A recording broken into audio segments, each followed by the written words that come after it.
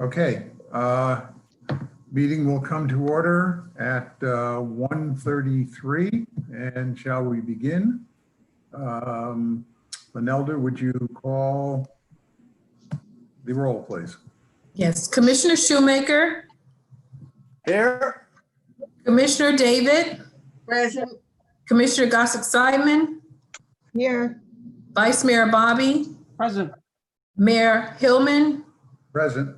Town Attorney Torcivia, Here. Town Manager Labadie.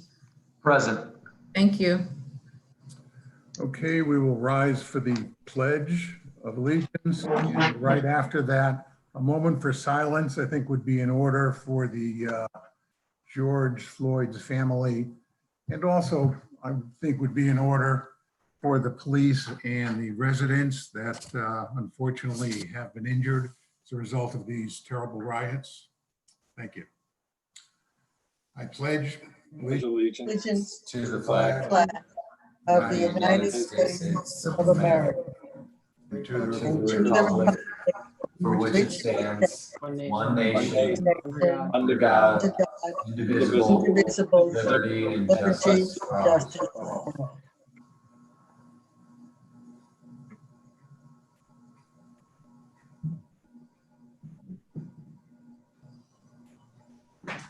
Thank you.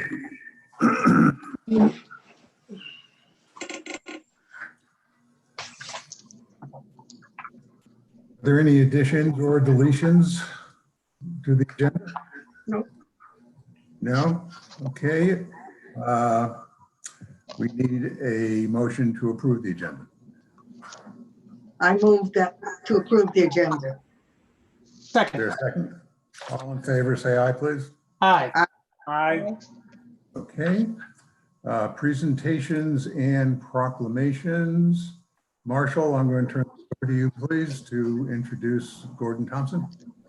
Yes, we have Gordon Thompson from Baird Engineering, who's going to be providing us with a presentation on beach nourishment permitting, coastal engineering issues. Provide that in the context of our 2013 beach stabilization study. So he's well-versed in this. He has worked with the town in the past, back as far as 2014. So, and he also provided a presentation to, I believe, the Democratic Club last year. So I think he'll add a lot of good context to our conversation. It's got a little bit of a presentation, and again, it helps us to move forward on how we're handling this issue. So not to hear me speak anymore, but Mr. Thompson is present with us, and Teresa will be moving through his presentation slides. And following that presentation, there'll be an opportunity for Q&A with the commission.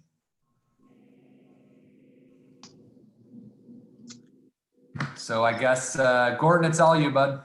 Excellent. Thank you very much for inviting me to present to you today. Teresa, do you want me to share my screen, or are you going to present yours?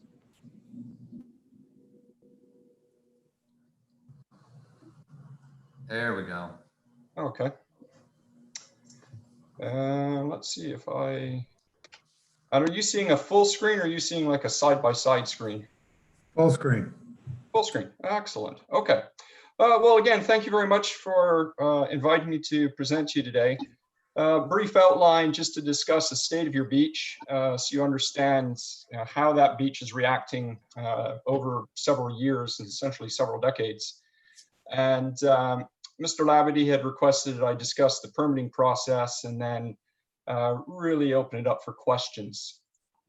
So the state of your beach. This is Delray Sands looking north. I apologize, I could not get more recent photos. These are a few months old, just obviously with the COVID crisis right now, and beach closures and the like, just are using some slightly dated photos. But regardless, this is Delray Sands looking north, and then Delray Sands looking south. And what you're seeing here is a fairly well-developed dune, vegetation over here at the top of it, and what we call a nice flat berm area.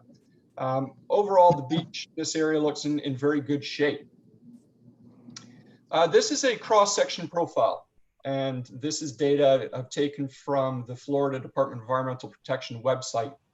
So what you're seeing on the horizontal axis here is just a distance from a monument the DEP has placed.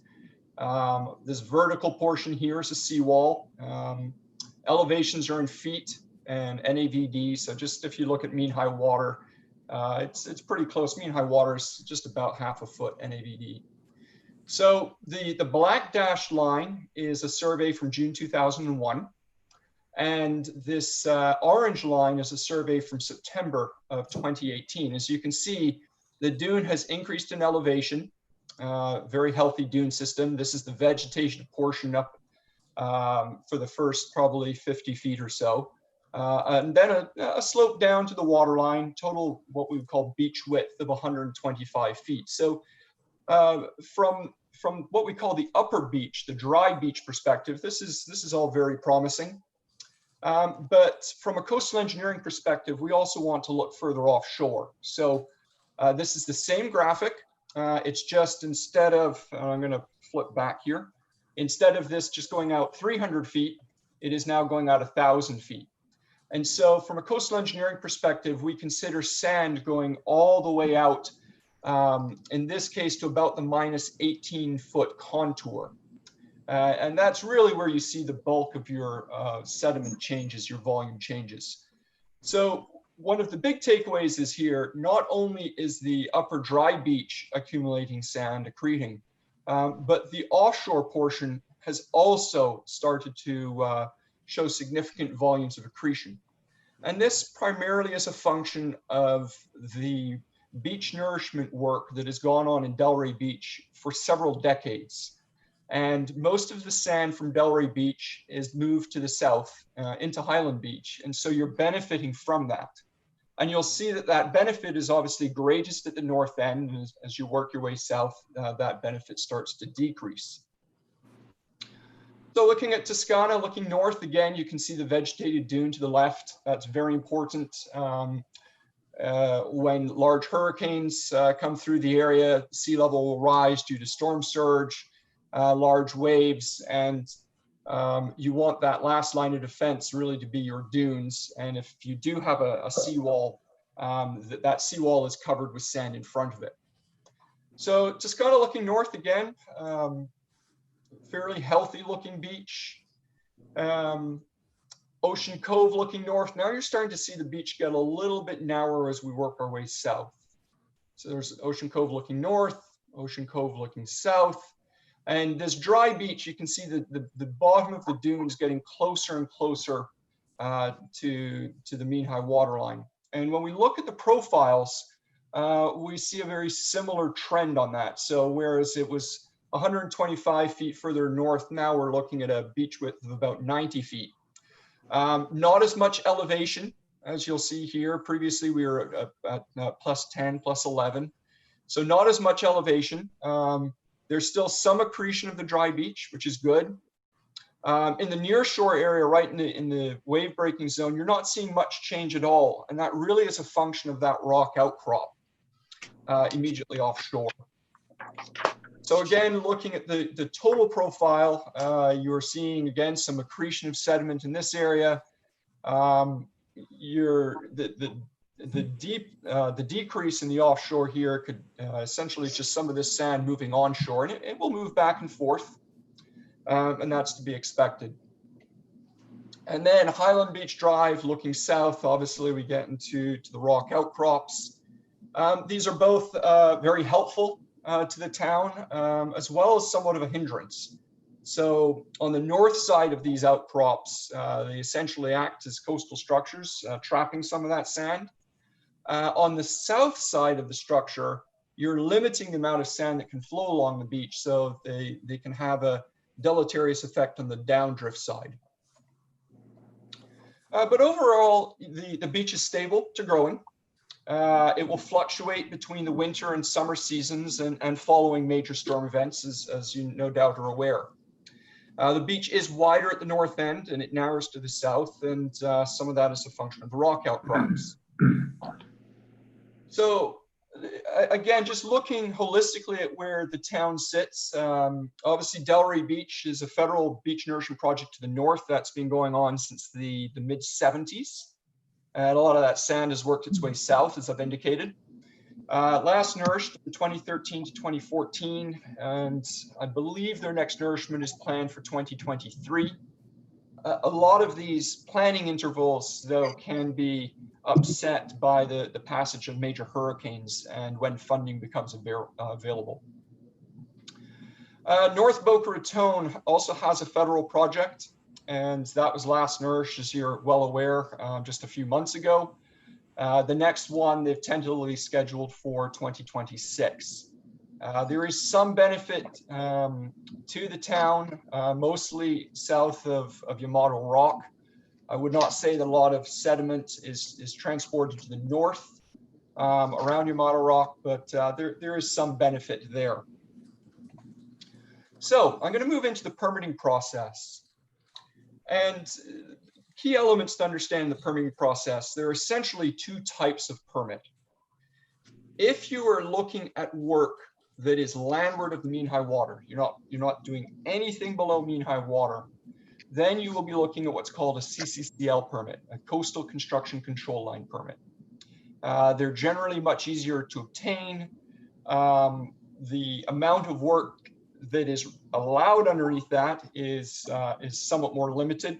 You can get into upland placement of sand. You can look at nourishment of the dunes, vegetation of the dunes. Most residents might look at this if they live on the beach and they want to do anything to their house. They will often have to go and get a coastal construction control line permit. When the work then becomes seaward of the mean high water line, and especially when you get into sovereign submerged lands lease, which the town will, then you're looking at what's called a joint coastal permit. And the word joint indicates that it is both a state and a federal application. So it's a state and a federal review process.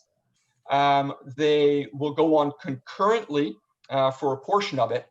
However, the federal process through the Army Corps of Engineers will wait to issue their permit until the state, and in this case, the authorizing entity is the Florida Department of Environmental Protection, which I'll be referring to as the FDEP. So when the FDEP issues their final permit, the Corps will then review that and issue their permit. So while they're concurrent, there is a bit of a lag in there and obviously some time. So the first element I really want to highlight is submerged lands lease. So the state of Florida owns from the mean high water line seaward. The upland property owner obviously then owns from the mean high water upland. However, if the town was interested in constructing a beach nourishment project and wanted to place sand in the water seaward of that mean high water line, then you would need to apply to place sand on sovereign submerged lands. And when that's done, there are several steps that you have to go through. And what the state will essentially say is, if you want to place sand on state land, that now dry land becomes state property.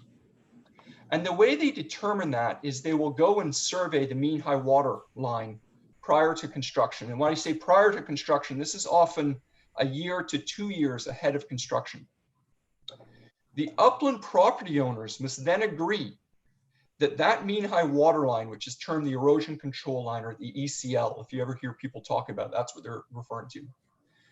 So that line now becomes the demarcation between the upland property owner and the state ownership, even though it is now dry land.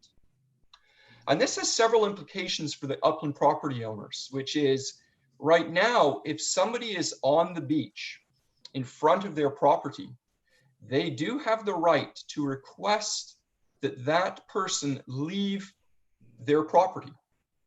However, if you then build a beach nourishment project and an ECL is instituted, the public can access that land seaward of the erosion control line. And obviously there's no way to go out there and be able to tell where that demarcation is.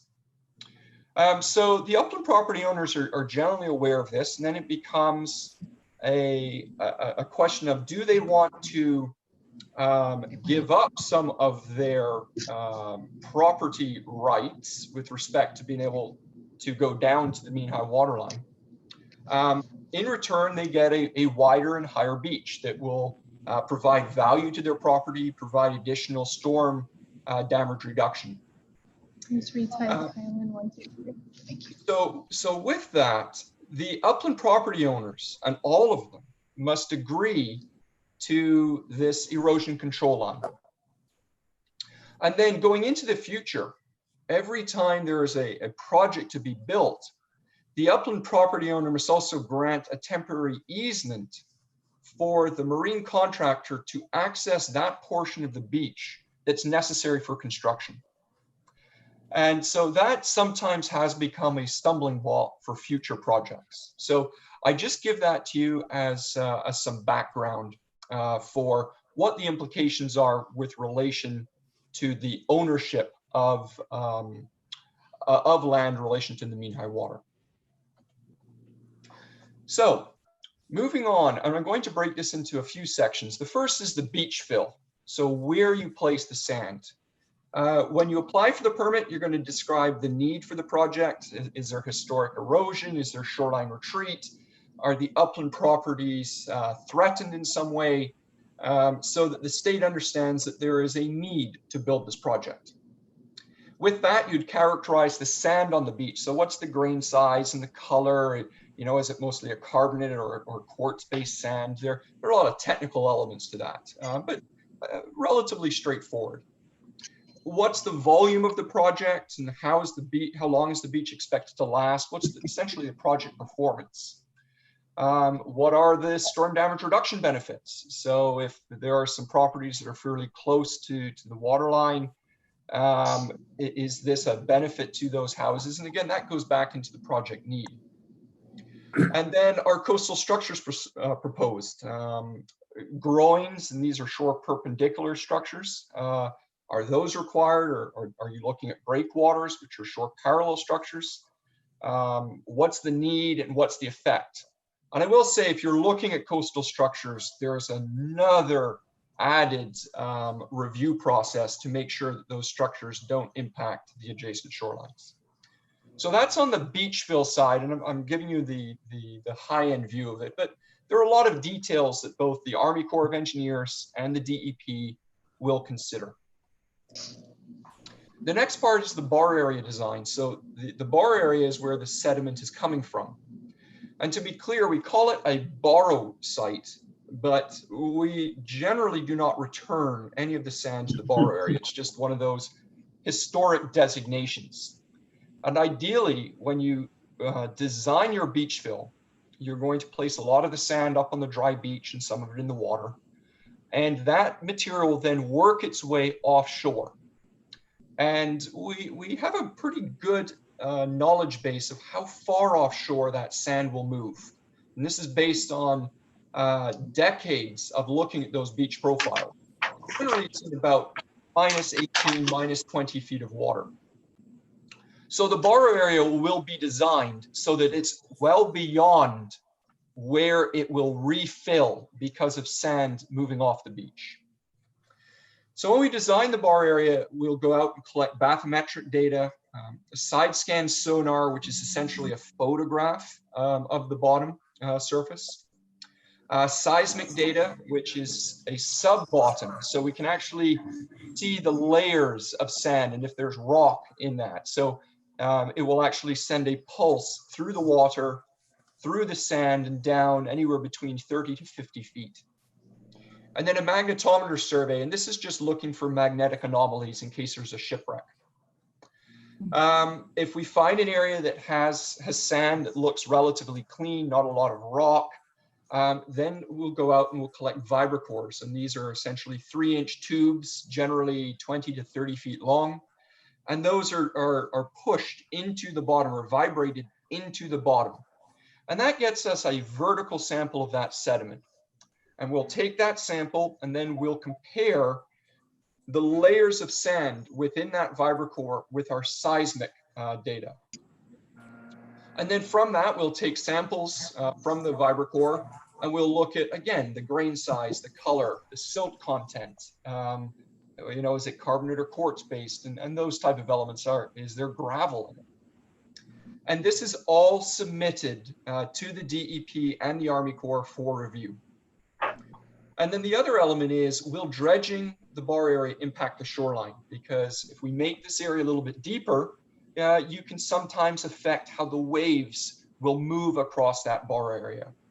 So that will be considered, again, by the permitting agencies as to whether that's a concern. And that generally will happen if the bar area is in very close proximity to the shoreline. That concern will increase. If it's much further offshore, then generally by the time those waves reach the shoreline, the impact of the bar area is negligible. The third element is the environmental review. So are there environmental resources, and this would include coral or seagrass around the fill area on the beach, around the bar area, along the pipeline route. So there's a pipeline that will go from the dredge to the beach, and will that have to cross what we call hard bottom? Most people think about that as coral, but will that have an impact? If it is crossing these resources, what is the expected impact? How can we avoid it, and how can we mitigate for it? And when you get into mitigation, the costs really start to ramp up. And then what other protections are in place for threatened or endangered species? So this is when we start to look at sea turtles, manatee, piping plover, which is a type of bird, ret knot, a type of bird, mangroves, if there are any, whales, if you're in a whale area. But these are the types of elements that are considered during the environmental review. And this review will often be sent over to NOAA, National Marine Fisheries Service, for the offshore element, the U.S. Fish and Wildlife Service for the onshore above mean high water element, as well as the Florida Fish and Wildlife Conservation Commission. So there are many different entities that will be looking at all of these aspects. So as you can start to tell that with the amount of review that goes on, this process takes time. It can be several months to collect all of that data, the bathymetrics, the seismic, the side scan, the vibrocores, go out and look at the environmental impacts and use all that to prepare the application. The agencies will then have several months to review. So the DEP has 3 months to review the original permit application submitted. They will then issue a request for additional information. This generally happens no matter how thorough a package you submit. So you respond to that, they have another 30 days to determine whether or not they have the information they want. If not, they can submit another request for additional information, and there's another 30 days. So this can go on for several months. And then the NOAA National Marine Fisheries Service has 135 days to review the package. So it can take several years to develop a project all the way from initial concept of, okay, let's do this, through to having a permit in hand. And within that, there are also notification periods. So when the DEP is about to issue a permit, they will notify everybody within a 500-foot radius or 1,000 feet of the project that they are planning to issue a permit for this project. And at that point, whoever is within that radius or can show, quote, standing, can object to the project, and they will have to submit the technical reason they're objecting to the project. The DEP and or the Army Corps will consider that objection, and then they will make a determination as to whether or not they will issue the permit. If they issue the permit, then the person who objected can file for a hearing and go before a judge. and object to the, and essentially go through a legal process where both sides will provide their technical arguments as to why the permit was issued. And then the judge will make a final determination as to the merit of issuance of the permit. That's very rare that it gets to that point. It does happen. Generally, if there are objections, we'll try to work through those within the application process. So overall, as I said, it can potentially take 2 to 3 years from initiation of the work to having a permit in hand. And so with that, I will open it up to questions. Why don't we begin with John? Yeah, I do have a couple questions, actually. Immediately, I have to say, in our situation, in the case of Boca and their nourishment activities and project and permits, it does not seem, although again, I would ask our town attorney to confirm this, but it does not seem that the town of Highland Beach was given notice during this permitting process by whichever agencies or all agencies involved, unless it was notified to our prior administrations and they accepted it. But I don't think this town council knows about that.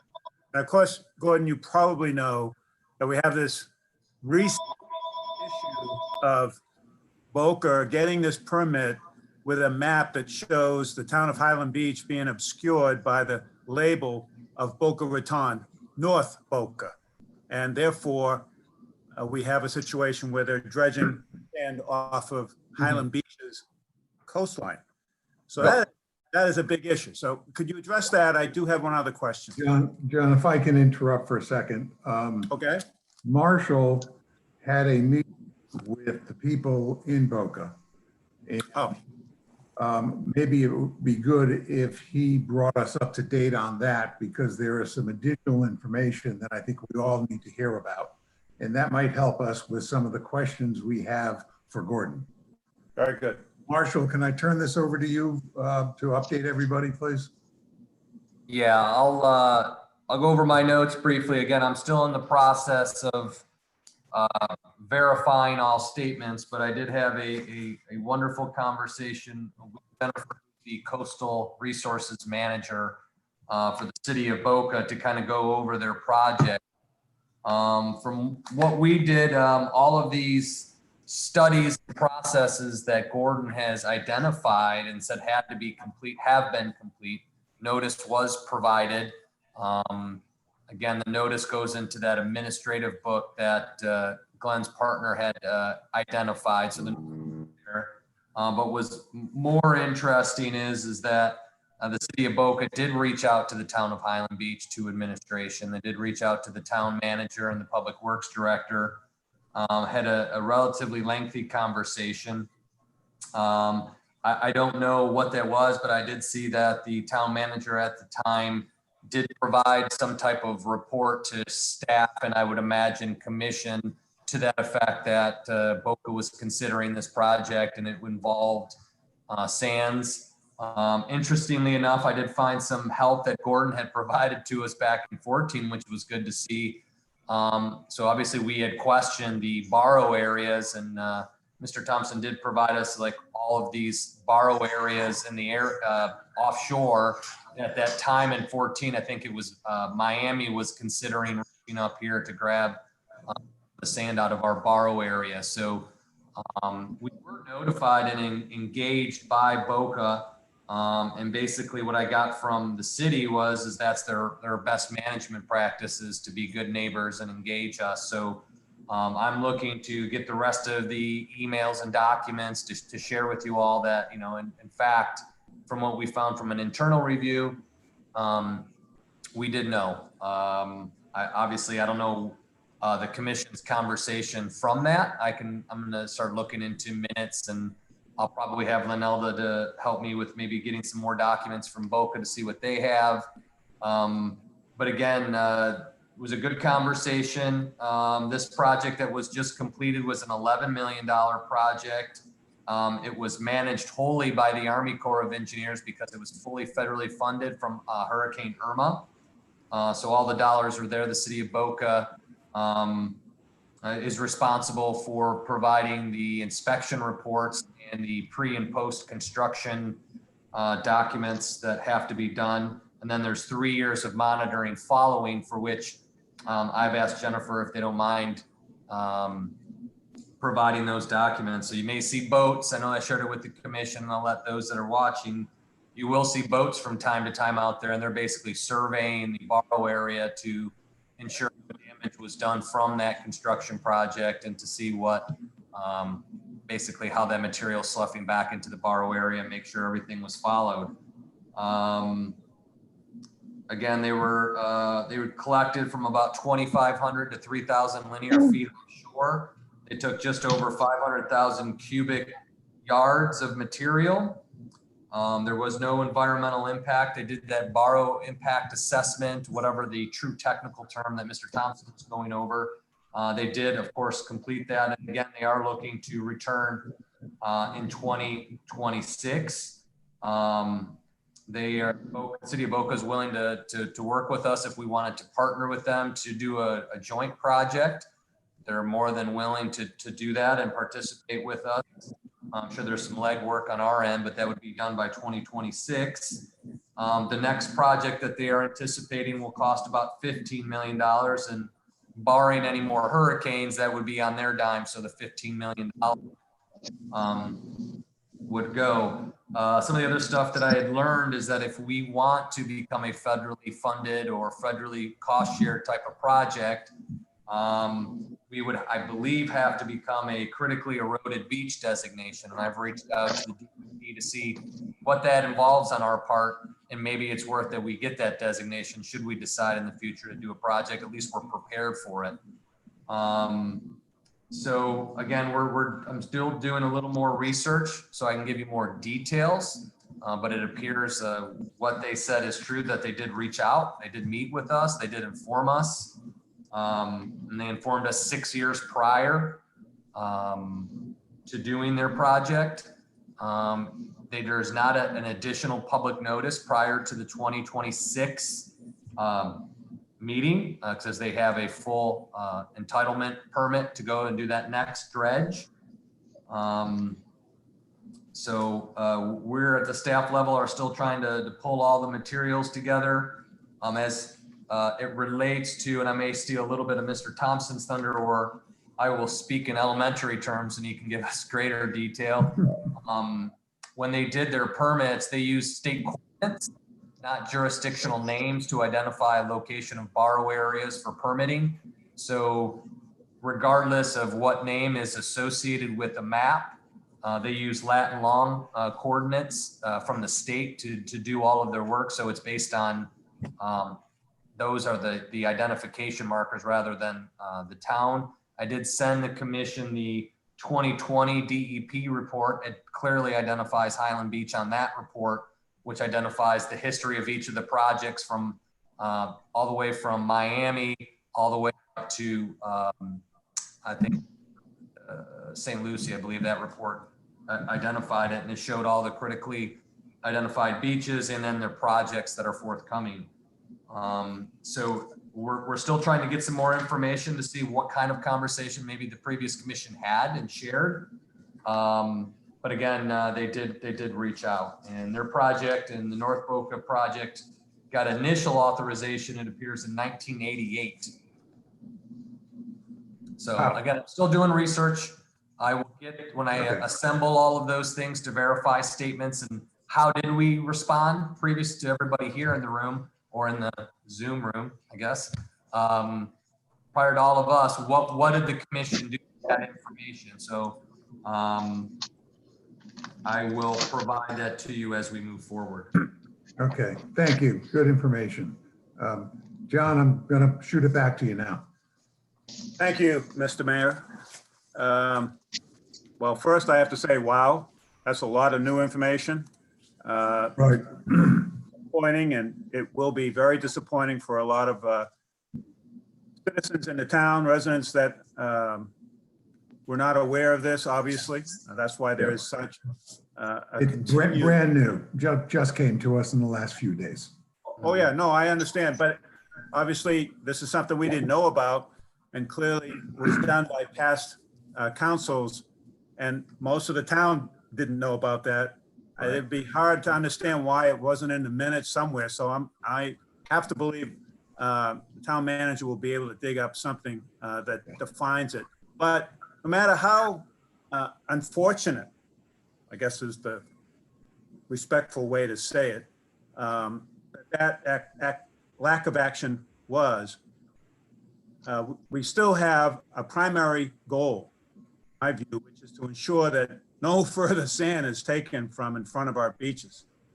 Now, the town manager has brought up an idea about maybe there's a way to partner with them to help restore sand to the southern edges of our beaches based upon the loss and the erosion that's occurred.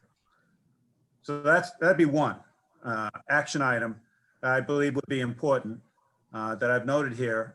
A second action item that I think is important that again, the town manager has brought up, I think it's important action would be to designate Highland Beach, especially on the southern zone, to be a critically controlled area for sand erosion.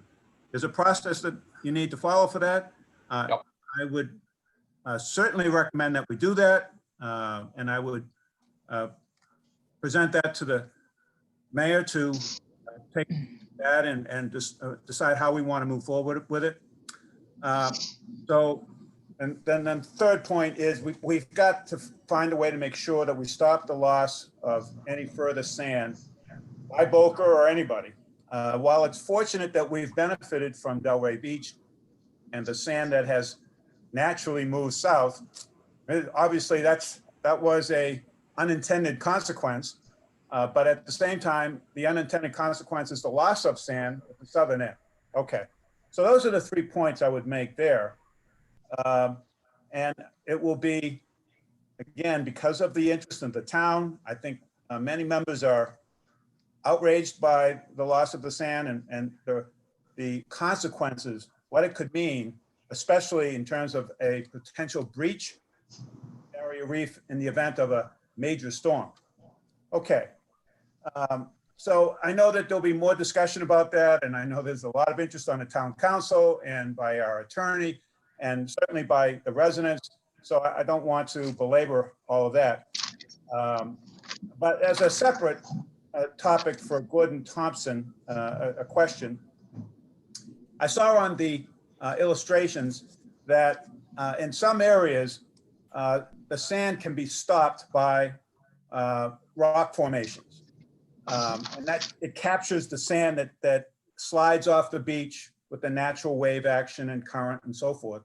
So my question is there a way to establish these catch basins, so to speak, with dropping in rocks or even, artificial reef-like structures, whether it be sinking a boat or just sinking rocks, that way form a line to capture the sand that slides down and is caught before it literally goes out 1,000 yards and beyond where it's lost forever. Yeah, so that is an often asked question. You have to consider a beach like a pyramid. You have a toe, it's a triangle, and to support the top, you need the toe at the bottom. So when you start putting out rocks, there are two ways to, I'll break this down into two ways. You have what we call longshore. So we're talking sand going from north to south most of the time, okay? And in that instance, you'd put out what we call a groin. And if you're interested to see how that works, you need to look no further than Boca Raton. If you go north of the inlet in Boca Raton, they have a groin. Very similar situation. They have a rock outcrop. They have a groin. And what that does is it stops some of the movement along the shoreline. You have to pre-fill that type of system so that you're not starving the downdrift. And you have to be very careful how you implement those. That will come under heavy scrutiny. The other element, which I think you're referring to, is stopping what we call cross-shore transport. That's the transport going east-west, going from the dry beach off into the tow in minus 20 feet of water. But that's a very natural movement. So during a large storm event, you'll move the sand offshore. And then during summer, when you don't have a hurricane coming by, you're going to see those waves start to move that sand back onshore. And so there's a natural movement that goes in both directions. And when you start to put structures to interrupt that transport, it can sometimes get a little bit dicey because you're also interrupting the movement north-south. The DEP will have to have a very good reason for you to be able to put structures in. And I would direct you to the Breakers Hotel in town of Palm Beach. They had some dilapidated structures. I actually assisted them with putting those structures, rehabilitating those structures. And the reason they managed to do that was because the Breakers Hotel is a nationally historic building. When it was originally built back in the 1920s, the shoreline was much further out. The structures were there already. So they essentially were just trying to rehabilitate them rather than put in a fully new system. And that was scrutinized very heavily. Even to this day, it's being scrutinized very heavily as to, what exactly all of the impacts of that were. Frankly, they were built higher than they should have been. We knew that at the time. We informed the DEP and the client. And, there's some discussion as to whether or not they could lower them because of the amount of sand they have trapped. That's a completely different discussion. But there is a lot of concern by the agencies when you start to look at coastal structures.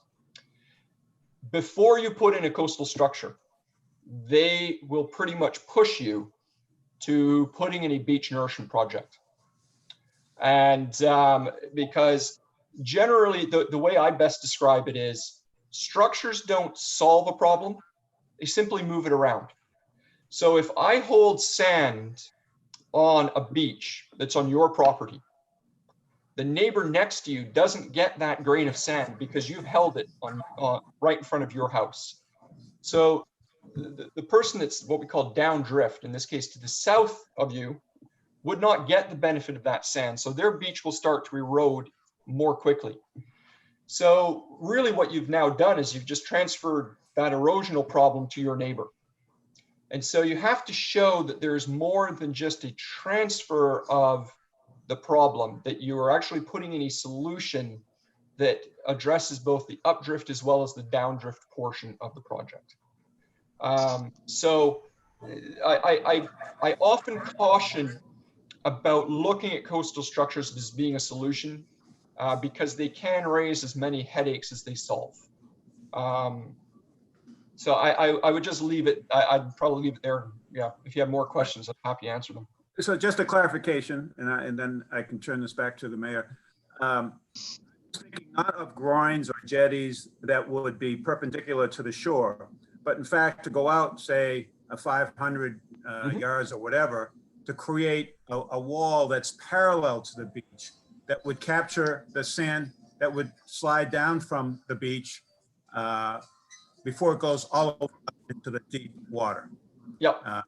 And I don't know if the wall wouldn't have to be very high just to capture as a kind of a berm that stopped the loss of the sand. Certainly. So they've done that in Cancun, in Mexico, not very successfully. They actually put in one of those systems up in Vero Beach. There's still a lot of discussion as to whether those have hurt or helped. The challenge is this, again, if I use my pyramid analogy, so you go halfway down the pyramid and you put up a piece that will start to intercept the sand. It will start to work. And then what will happen is the sand will slough over the top of this structure that you have submerged. And eventually what will happen is you're going to continue to lose sand over the top of it. But what you've now done is put a structure in place that doesn't allow the sand to migrate back up the beach. And so what you've tried to help yourself with, you've actually done the opposite and have stopped the beach from rebuilding during quieter waves. So it's one of those where we've been trying to figure that one out for generations, and it boils back down to the same problem of you need enough sediment in the system. And if you have enough sediment in the system, you should be okay. But if you put that offshore, the larger storm events will suck that sand right over the structure. And it will help in the interim, it will help in small cases, but long-term, very problematic. And I've done a similar analysis for a client up in Nantucket, where they're trying to protect a line of offshore cobble. It's good fishing habitat. And so the goal was to try and put a minimum volume on the beach, put a structure along it. And that's still in the permitting phase, has been for years. It's very difficult to essentially prop up that beach. And so if you want to look it up online, the phrase you want to look for is a perched, P-E-R-C-H, perched beach. And there are lots of folks that will say it, but it's, we haven't seen them deployed successfully long-term. Okay, thank you, Gordon. Thank you, Mayor. I think we need to move on. Peggy, you are sitting on the edge of your couch, so why don't we turn it over to you?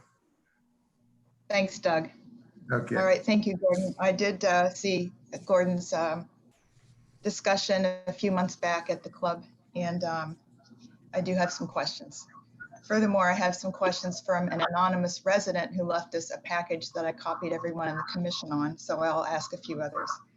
Just a point of fact, Marshall, 2 questions. He said that the permit was provided 6 years ago, but Hurricane Irma hit in 2017 and it hit the west coast of Florida. So I'm just wanting to clarify why the East Coast, if it was wave swells or whatever affiliated, but why we received, or rather that Boca received the permit for a storm that hit the other side of the state 3 years later. I'll ask. I don't know. Just questioning it. I'm just looking at the specifics. Okay. Because if they received it 6 years ago, Irma was 2017. And then you did mention, Marshall, just so that I'm understanding, you said that a notice was provided and we had some files provided to Glenn's partner. So do we have a legal file dating back on some of this? I will double check. Sure. I mean, I understand we had 5 town managers in 10 years, so maybe our files aren't succinct, but clearly you're correcting that. So I wanted to know those 2 points. So back to Gordon. Yes, sir. Excuse me, if I may, that's a great reason for us to keep our stuff longer. Yes, sir. Absolutely. Thank you. I'm an archivist too. So, Mr. Thompson,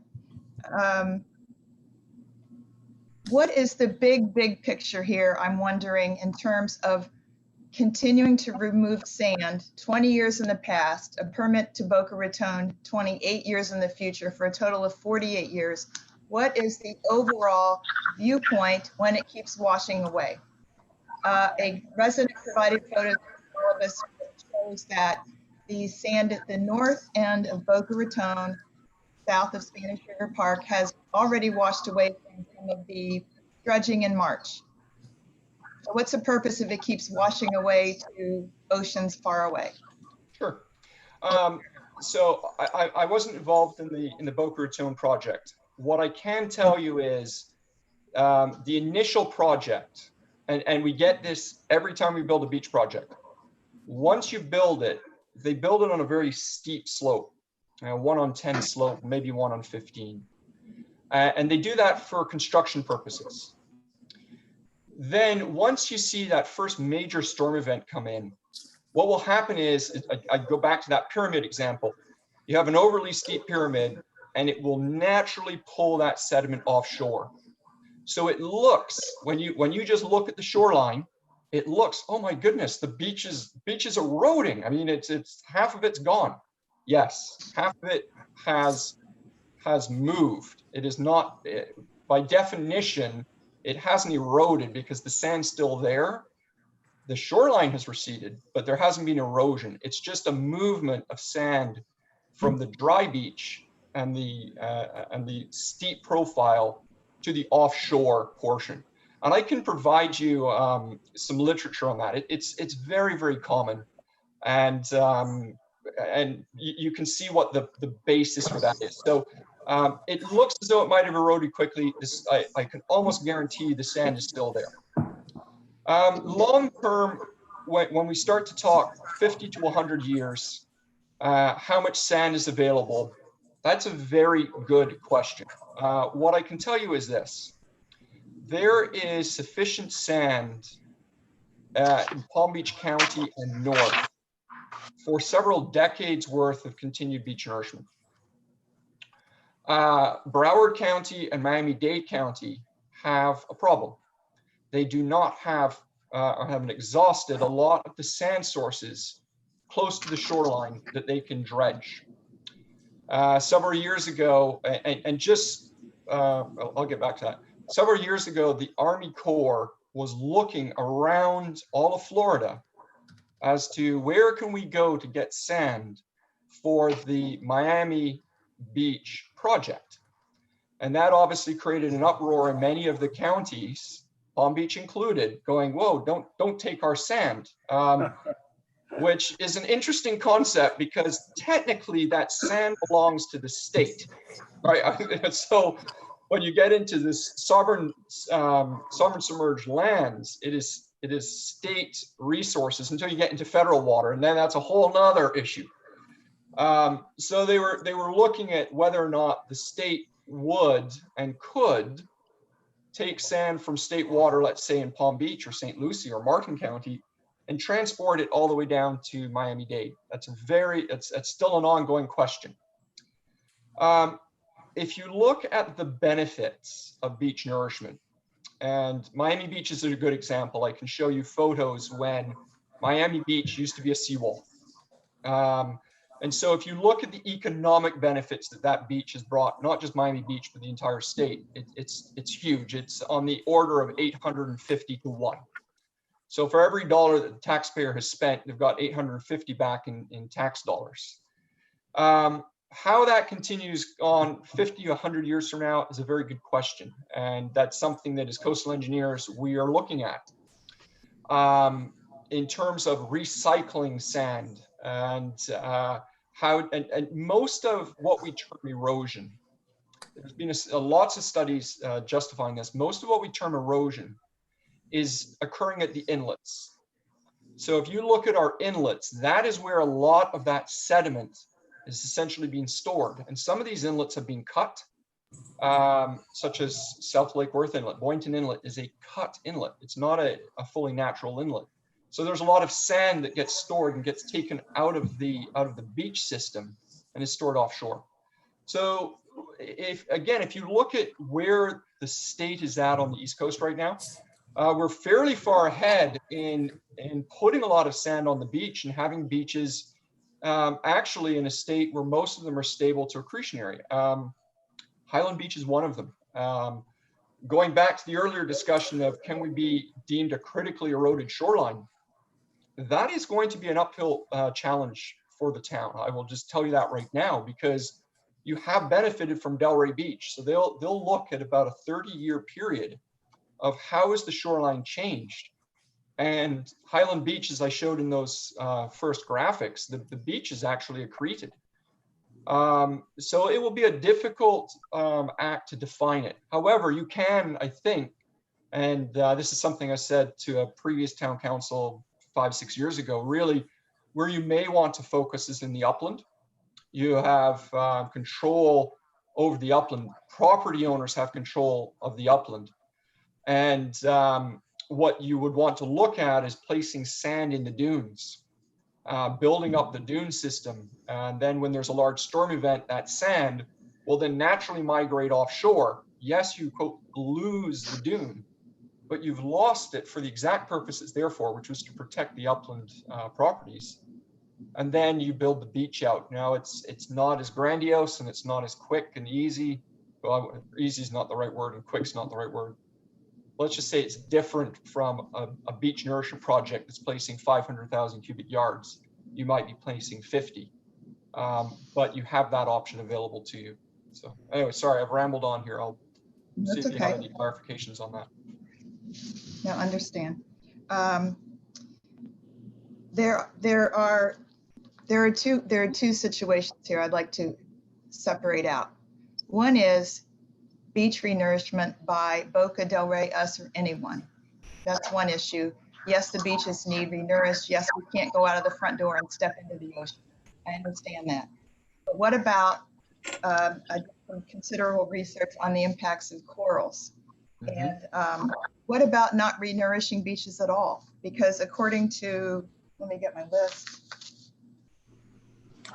Atlantic Magazine, National Geographic, Miami Herald, LA Times, and some United States government resources also, including the Clean Water Act, which falls under the EP, there should not be dredging because coral reefs have been impacted. It has contributed heavily to their demise for the last 40 years.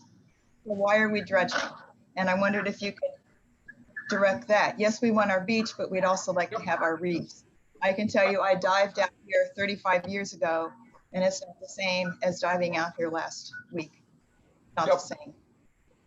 Absolutely. And bear in mind, a lot of the folks that that work in my company, myself, you know, we're a lot of surfers, a lot of biologists, a lot. Yes, sir. Sorry, just accidentally hit mute.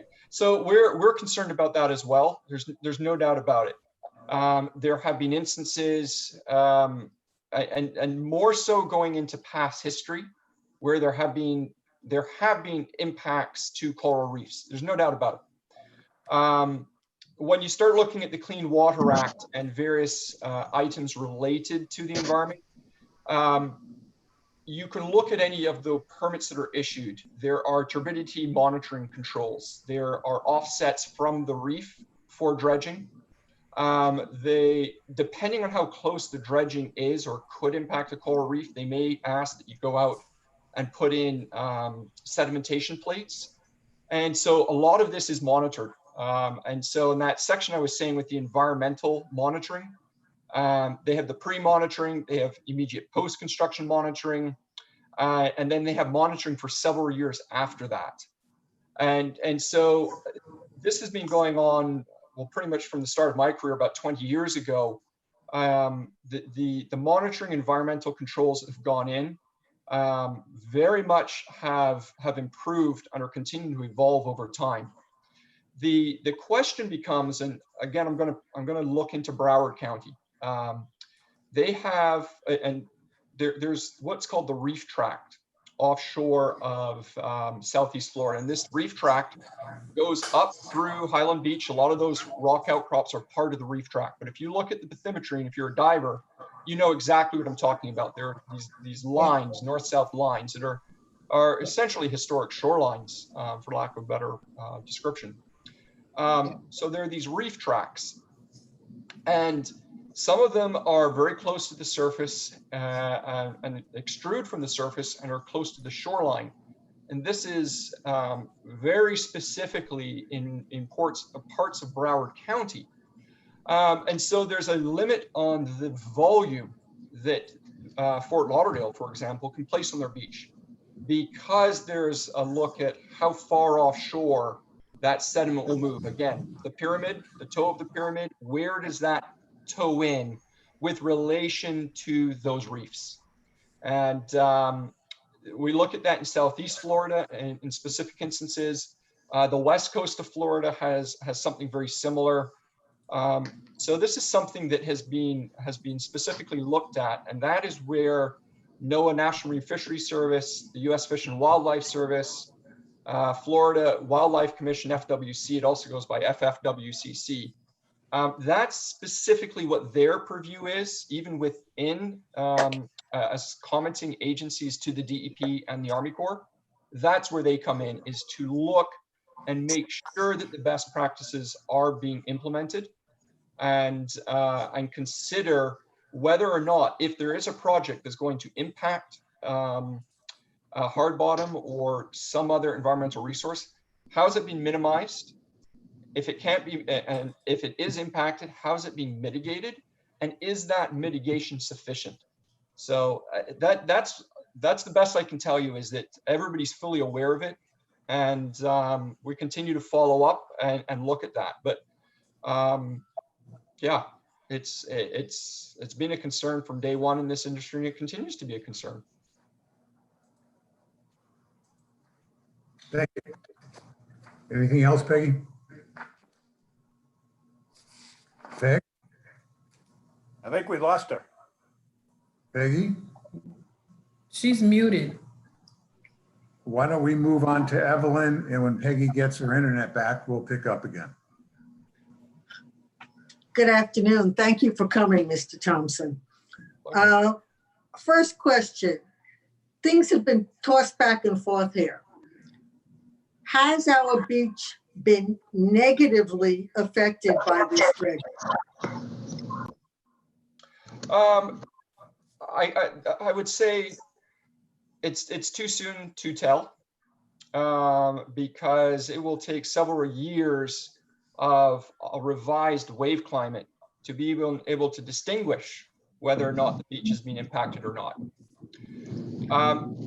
During the permitting process, the bar areas and the potential impact on the shoreline will be considered, again, both by the DEP and the Army Corps of Engineers. That is one of the first elements that they will look at when considering a bar area. Given that both Delray Beach and Boca Raton have dredged in a similar location, so that the sand source in front of the town of Highland Beach is essentially the same body, the same geologic feature that is in Boca and is in Delray Beach, that they have been dredging for decades. So they haven't observed impacts to their beaches on the adjacent sides of it due to dredging of that same feature. So therefore, it is unlikely that there will be impacts to the town of Highland Beach. This would have been considered, as I said, during the permitting process. And if there was a concern, the DEP should not have, and the Army Corps should not have issued their permits. But they have, which indicates that they should have reviewed this already and determined that there wouldn't be an impact. And if they determined that there wouldn't be an impact, they have a lot of data upon which they could have substantiated that. And and don't get me wrong, I'm not here to defend the bar areas. I'm just telling you what it is. So I've got no vested interest in one way or the other in that bar area. I did work for City of Boca many years ago, including that North Boca Raton project, but the bar areas at that time were let's say, they were directly offshore of Boca Raton, is the way that should be best described. Did I understand you correctly to say that our beaches are not eroding, they're increasing? Correct. Based on, and I'm not sure if my screen is still being shared. Doesn't matter, because I'm not seeing anything. You're Okay. seeing me, but I don't see you. Okay, so what I can tell you is this. I don't have 2019 data available. It wasn't posted on the DEP website. When Mr. Labadie approached me and said, hey, can you look at this? I had a previous presentation with 2018 profile data. I looked on the DEP website. They did not have 2019 data for all of the profiles I was looking at. They just had one. What I can tell you is when you compare the 2001 condition to the 2018 condition, there is more sand on your beach. There is more sand offshore. and the shoreline is further seaward than it was in 2001. All right. I'm gonna switch tracks a little bit.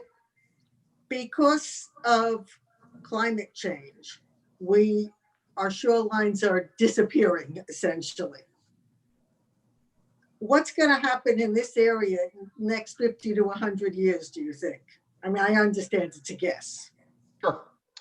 What I can tell you is this. The sea levels are rising. I'm not going to get into the cause.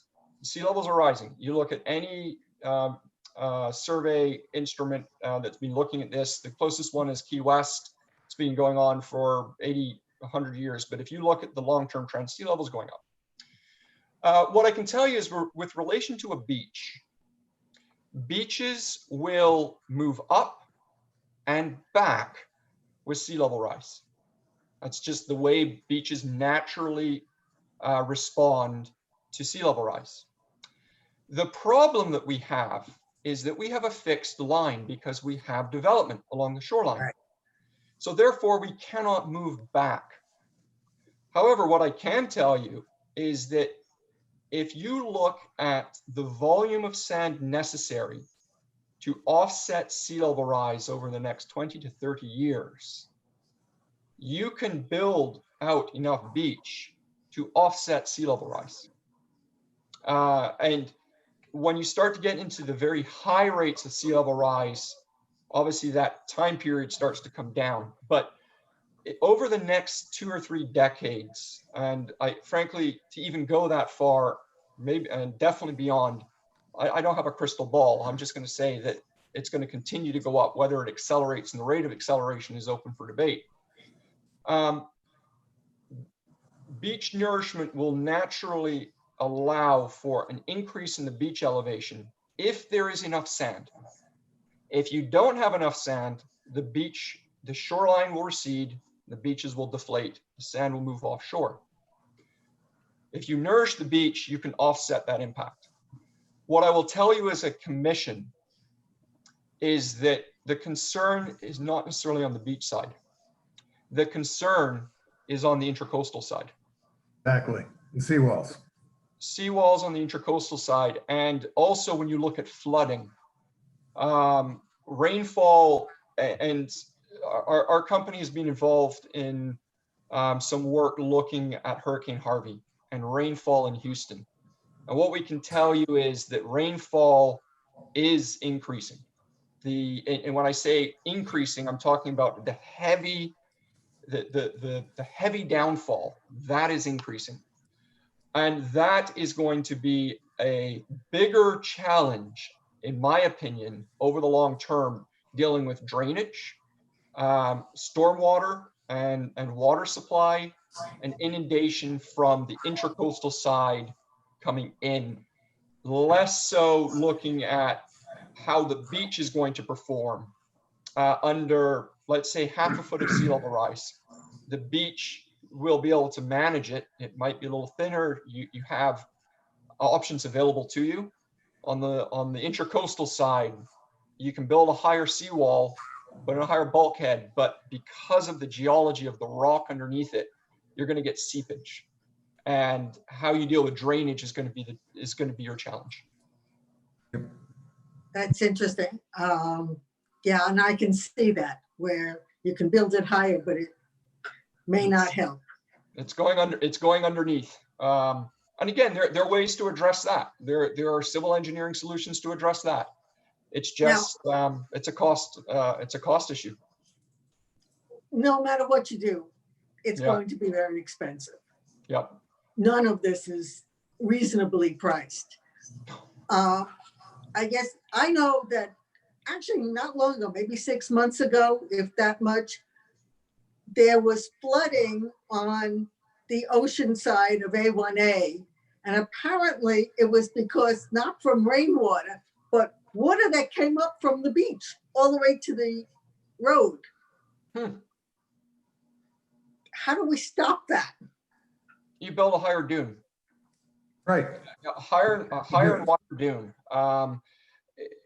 it's interesting to hear. I mean, it's unlikely that you have seepage through the dune, through whatever houses are there. But fundamentally, you look for water will find the low point. Waves, storm surge, there are ways to predict and look at where the low points of your dune, how high is the water going to be, and how much what we call overtopping will there be. And so really what you do is you identify those low spots in your dune, you make the dune wider and you make the dune higher. And ideally you can do that with the beach as well. If you can do that above mean high water, it's a relatively easy permit to obtain. The DEP says just bring in sand, place it above mean high water. Once it's the same grain size and the color and you vegetate it, they'll issue a permit somewhat readily to do that. Okay. My brain is closing down here. So for people in this town who are worried about the beach disappearing because of this dredging, and if there's going to be enough sand out in the borrow areas, if Highland Beach needs some beach, could you answer them? Sure. I would say that the impact on Highland Beach due to dredging would have been considered in the permitting process. And if there was a concern, they would not have been allowed to dredge it. The Boca Raton has dredged in the same location, similar location, same geologic feature, offshore of Boca Raton. And they've put it to the north and they've put it to the south, and they haven't seen impacts to their beaches. Now they have benefited, obviously there's a direct benefit from placing the sand on the beach. However, Boca Raton dredged pretty much in the same location in front of offshore of Boca Raton. Delray Beach has done the same thing. And so they have done that because they have not experienced impacts. Okay. Second part of the Yes, please go on. Sorry. The second part of the question, what happens in the future if Highland Beach would like to do a project? That is the difficult question.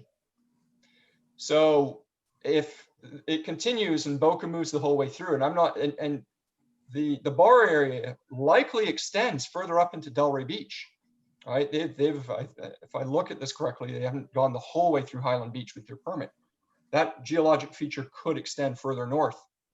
It really is the question is, how does Highland Beach save some of that sand in the instance that you want to implement your own beach nourishment program? And I say the word program because, as you pointed out earlier, beaches will erode and they will go back and they will put sand on the beach. Delray Beach erodes. Town of Highland Beach has benefited. But if you put sand in the town of Highland Beach, that's going to move into Boca. Right. So it's a program. What happens in a large storm event? If there was a large storm event that came through, the town is behind the 8 ball a little bit because you don't have a permit ready to go. The reason that Boca developed those large sand sources is that if a storm comes through and the beach gets impacted and eroded, and the governor issues a declaration of emergency and there's funding available, the Army Corps could come in and rebuild the beach. They have the permit in hand and are ready to do it. Whereas, unfortunately, the town, well, fortunately, unfortunately, I mean, the town is not in that position. And again, it's not an easy process. So I'm not advocating that you should look at having a permit available to rebuild or build a beach in the town, because you will have to go and get all of those upland property owners to agree. That is not going to be an easy sell. However, if they were, and you went through all the steps and you had a permit to dredge, then you look at funding. Again, I'm just going to be upfront with you. Funding for the town of Highland Beach is going to be very difficult. I wrote a report for you, I think back in 2013, outlining funding. And in that report, it paints a very negative picture for the town. Just be upfront. Public access is number one. They look at public access. If you don't have a lot of public access, you're not going to get a lot of funding. And then there are a lot of other projects that are trying to, and with public access, you also need parking. So there are a lot of other towns and municipalities trying to get their beaches nourished, and there's a rack and stack 'em. So the DEP has a list, and that list might be 50 projects long, and they might only fund 10. Just depends on how much money they have. And then you get into cost sharing. So you are facing, I'll be blunt, you're facing an uphill battle. That's why I think if you were to look at this, trying to figure out how you could potentially have permits in hand to do an upland nourishment could be where you want to go first. And then what you look at is how do you piggyback on the cost of Boca Raton or Delray Beach, bringing in a dredge. For them to bring in a dredge before they've put any sand on the beach is going to be several $1 million for that mobilization cost. So it's a very expensive project. So they try and put as much sand on the beach as they can in one fell swoop. Sure. How do you then partner with the city of Boca Raton to be able to have them essentially pay for the bulk, if not all of that mobilization cost, and then you somehow, take a small cost of bringing the sand to the beach? Those are elements that, I think down the road you may want to look at. But I'll be quiet and see if I've raised any other questions, or Okay. if One I haven't other answered your question question. completely, please. No, but react. you've answered it as well as can be done at this point in time. Have you ever known of anyone to put back the sand that they took out of a borrow area? Not in Florida. It's happened in other places, but not in Florida. And there are specific reasons for it. Okay, which are?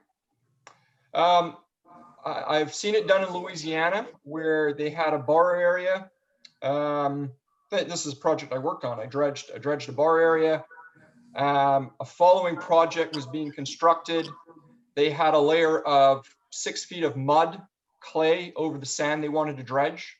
They needed somewhere to put it. They pumped it into the hole and they refilled the hole. So it happens, but it's very rare. Okay, let's move. Anything else? Okay, thank you. No, I'm good. Okay, great. Thank you. Greg? Thank you, Mayor. Gordon, good to see you again. I attended your May 2019 presentation at the library. Got a lot out of it. I got a bunch of questions for you. I'll keep them brief, and they're a little more technical. What happens to the borrow area as decades go by? Does it ever fill in? Does it partially fill in? It seems like the way they dig it, like the borrow area directly off where I live is about 18 feet deep and 100 feet wide. Do the edges eventually smooth out and sand kind of just slides back into it, or does the borrow area stay as it was originally dug? There'll be really minor infilling. The edges may change a bit. The best I can do, best way to describe it is this.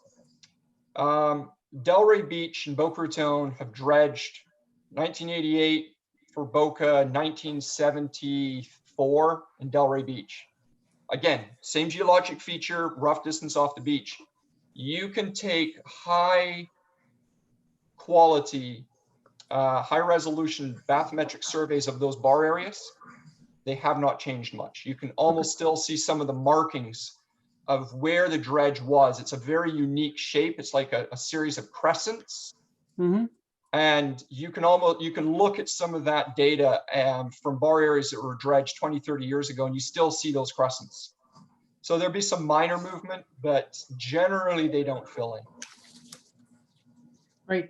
Touching a little bit on something you said earlier, I just want to make sure I understand it.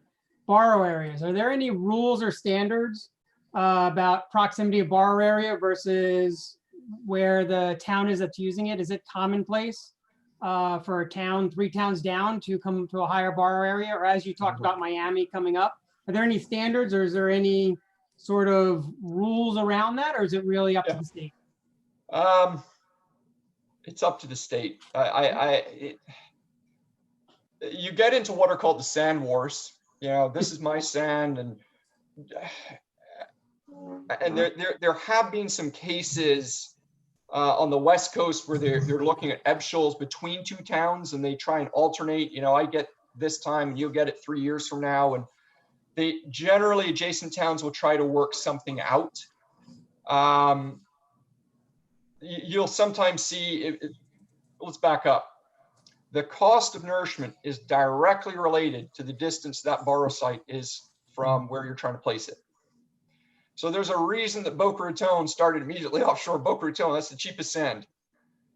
And as they get further away, that sand becomes more expensive. So generally, somebody will look close, and it's not, part of it can be politics, if you want to call it that, but really it boils down to finances and economics.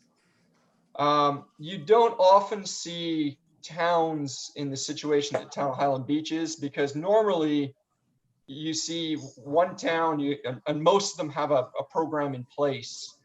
And so they've already permitted, quote, their bar area in front of their beach. So you don't see it very often. So this is, I wouldn't say this is a unique scenario, but it's unusual. Fair point. In terms of the tests that have to happen during and after dredging, we talked about like turbidity tests. Who performs the tests and who's responsible for performing them, and who makes sure they're actually legitimate? Is the town of Boca Raton responsible for performing the turbidity tests for the dredging they're doing, or is there more of an independent monitoring? So what happens there is generally, I can't speak to how the city did it this time. Okay. What I will do is I will talk about a project I'm working on right now. I am an agent for the town, and this is not the town of Highland Beach, the project I'm working on. I'm an agent for the town. Within the permit, both the Army Corps and the state permit, in this case, the state permit has more stringent turbidity requirements. And when I say that, it's not that the Army Corps doesn't, it's that they have reviewed the DEP's permit for turbidity. I then have put that turbidity control monitoring, that turbidity monitoring onto the contractor. There's a specific location, there's a specific instrument, there are specific times of day, 1 foot below the surface, mid-depth, 1 foot above the surface. The contractor will go out there and will perform that work. They may subcontract it, but it is on them. So I know where you're going to go with this. Well, how'd you know they're not fudging the data? They will then submit that data to me on a daily basis. During the project, periodically, I will say, I'm going to go with you. I'm going to go out on the vessel, watch how they're collecting their turbidity samples, make sure it's being done, make sure it's being done in the right location. I then compile that data and I submit it to the DEP for review, along with all of the backup data. So every single time they take a measurement, they have to note the time, the location, what the tide was, is the tide coming in, going out. All that data gets submitted to the DEP for review. If there is a violation, then you get into following the permit conditions about what you are allowed or not allowed to do. Got it. Thank you. Next question. So if a town like ours commits to a renourishment project and we have a homeowner who doesn't want to have his or her property partially converted to state land, can one homeowner say, no, I don't renourish the beach in front of me? Or you had said that all homeowners have to agree. Is that agree for the area where it's going, or does it have to be agree for everyone who's within the vicinity of the project? So there are two parts to it. The first is the agreement on signing the ECL, the erosion control line. As I understand it, all homeowners would have to agree to that. Now, you're better off getting a legal interpretation of this, because frankly, the first nourishment project is somewhat rare in the state of Florida. I mean, so if you go back, You're going back to 1988, you're going back to 1970 for Delray and a lot of these other places. Generally, on the first nourishment, everybody signs up because my beach is eroding. I've got no beach. All I've got is a seawall, and everybody's panicking. Right. So they can't wait to see where the dotted line is, right? So that just, Yeah. so you have to understand kind of that there's some, the psyche of why the project is started is first. So that gets you your first, that gets you your erosion control line. So let's assume everybody signs the erosion control line. So you have, the ECL is implemented, you get the first project. It's the second project where you start to encounter some problems. Because now, hey, I've got a wide portion of my beach. I don't want you on my beach. All right. So then what happens is you can technically build Seaward VCL. What happens is, and I can get you photos of this, you build seaward of it, you don't build landward of it. Now you have got literally a swimming pool. Where no sand was placed. They take that ECL, they slope up out into the ocean, and now you've got this hole where there used to be ocean. Now there's sand, a big pile of sand seaward of it. So literally you've got this swimming pool that's sitting there with water that is now turned green. Right. And most instances where when that's happened, during construction and the homeowner sees this and they see what they've got, all of a sudden they're then willing to sign it. However, there's now a risk on the municipality of how many of these holes do they have and how does that impact construction and how do you get construction access? So there are a lot of other questions to it. So I'm not sure if that kind of answers your question, but That was good. that's what we're looking at. No, wait a minute. So is the answer yes or no? The answer is yes, you need it for initiation of the ECL. No, you may not need it for subsequent projects if you can work around it. Okay, thank you. But you, in that instance though, if you know where that ECL is and the upland property owner knows where that ECL is and you put a bulldozer track on their property, well, now you're trespassing. That's Yeah, problem. Well, no, he just has to give you access. Yes. Yeah. And that's where the easement comes in, you know? Right. You're not going to be up in their dunes doing, you know, Right. silliness. So Yeah. Makes sense. Got it. In terms of borrow areas, can borrow areas be located much further offshore? And I'll give you the example. Can you have a borrow area in 200 or 300 feet of water? So you're beyond the reefs and you just pull all of the sand up into the dredging boat, bring the boat in over the inside of the reef and then pump it to the shore from there. Is that allowed, or is it just that hasn't been done because it's cost prohibitive versus taking sand closer? So 200 to 300 feet is beyond the capability of the US dredging fleet. Okay. Notice I use the word US dredging fleet because there's something called the Jones Act that restricts foreign vessels from entering the US. Anyway, Jones Act. So it's the US dredging fleet. The size of the hopper, and in this case, it's called a hopper dredge. Or it could be a cutterhead dredge, but generally they're limited to about, let's just round terms, 80 to 100 feet of water. For the town of Highland Beach, there's a real steep drop off. So there's not a lot of sand that can be actually reached.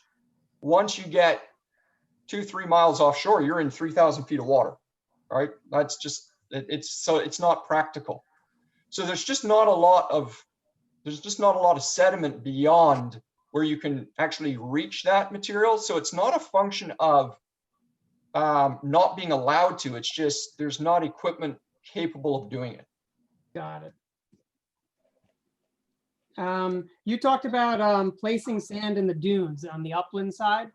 I'm assuming you're talking about when you were going through that, that's not sand from submerged sovereign land, that's sand that's already in mines on the land, right? So that way, if homeowners do that, they're not then partially converting their property into state land? That's right. Anything, and so the sediment source for doing that is irrelevant. Now, when I say that, I'll backtrack. Once you place the sediment seaward of mean high water, then you don't have to get into the sovereign submerged lands lease issue. Unless you're dredging it from offshore, at which point you need a sovereign submerged lands lease to dredge that bar area, right? Where I'm going is this. A property owner can go and get sand from an upland mine. That's the most cost-effective way to do it at that scale. If the town were to enter into a negotiation with City of Boca Raton, and they said, look, we are going to dredge sand from in front of the town of Highland Beach, and we're going to stockpile it on the beach in Boca. But you can bring a dump truck, fill your dump truck, drive it down the beach and put it in the dunes.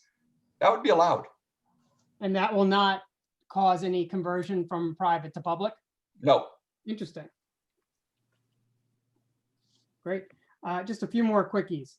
Where does state sovereign land end and federal water begin? Is it a depth? Is it a distance? It's generally called the 3 mile limit. Mm-hmm. It will vary. It's a 3 mile limit. It's called the 3 mile limit, and it's 18 miles offshore in some places. Generally, it's about 3 miles before you get into federal water, and it's generally shown on maps. Got it. And then two last quickies. You would start saying something about, could Highland Beach save the sand borrow area in offshore in case they want to use it at a later date? You were talking about that. You asked that question actually when you were speaking to Commissioner Peggy, and then you didn't fully answer it. So is that a yes or a no answer, or ambiguous? We don't know. It's ambiguous. So at this point, the City of Boca Raton has a permit to dredge sand from state water. It happens to be in front of Highland Beach. I don't know how the town of Highland Beach would object at this point. That would be a legal question. Okay. That is beyond my jurisdiction. If there is sand in front of Highland Beach that is dredgeable, but not within what the city has already permitted, could the town, and let's say, for example, I don't know this for any certainty, I'm just putting out the opposite concept. Delray Beach runs out of sand and now looks south into Highland Beach, and all of a sudden they want to do what City of Boca's done. Could the town object? That might be, that again becomes a legal question that I don't know how that plays out within the state. That would be interesting, from a legal standpoint. Not so interesting from a legal standpoint for you guys, but I don't know how the state would go about interpreting that. Got it. Last question. In your May 2019 presentation, you had gone over the hot spots in our beach, the areas on the south side of the rock outcrops that exist, and that's where the erosion is most prevalent.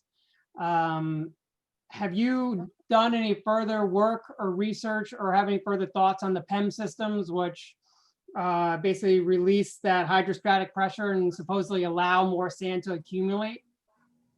I haven't done any additional research since I last spoke with you guys. Again, I go back to a philosophy. If you hold a grain of sand on a beach somewhere, it means it's not going somewhere else. So therefore, there's going to be, if it's effective, there's going to be a downdrift impact.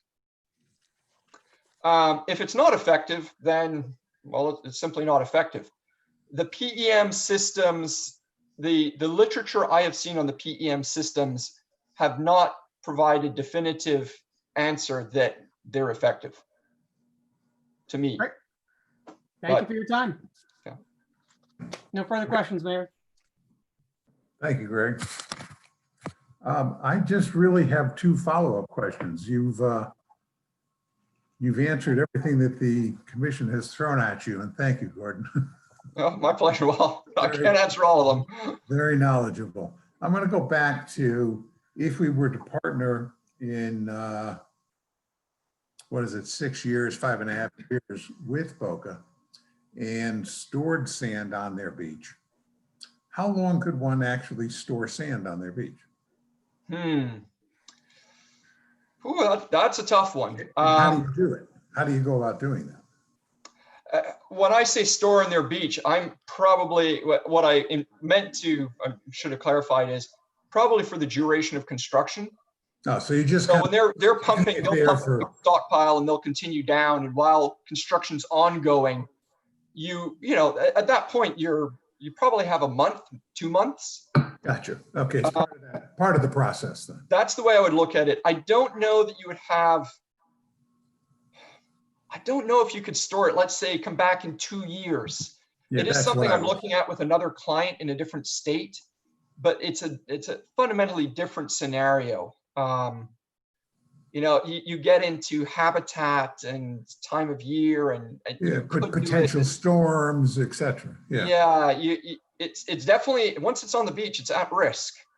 So I really should have clarified, I would do that during construction or, you know, in a short period thereafter, like 2-3 months. Okay, okay. I want to go back to the intracoastals. We obviously know that we are at risk on the rising water. Mhm. So one of the things that our commission will be looking at down the road is the seawalls in rising the seawalls. We are aware that obviously there is an issue below the seawalls. Is that something that is within your purview as well? That's something that we deal with. Again, on this project for this other town, I'm dealing with the marina right now. We are raising their seawall. There's guidance in Miami, Delray, Fort Lauderdale, town of Palm Beach, guidance on what seawall heights are appropriate and what they're requiring. Delray Beach has some guidance that you could look at. Well, they also have all the issues on the canals, which are. Yes.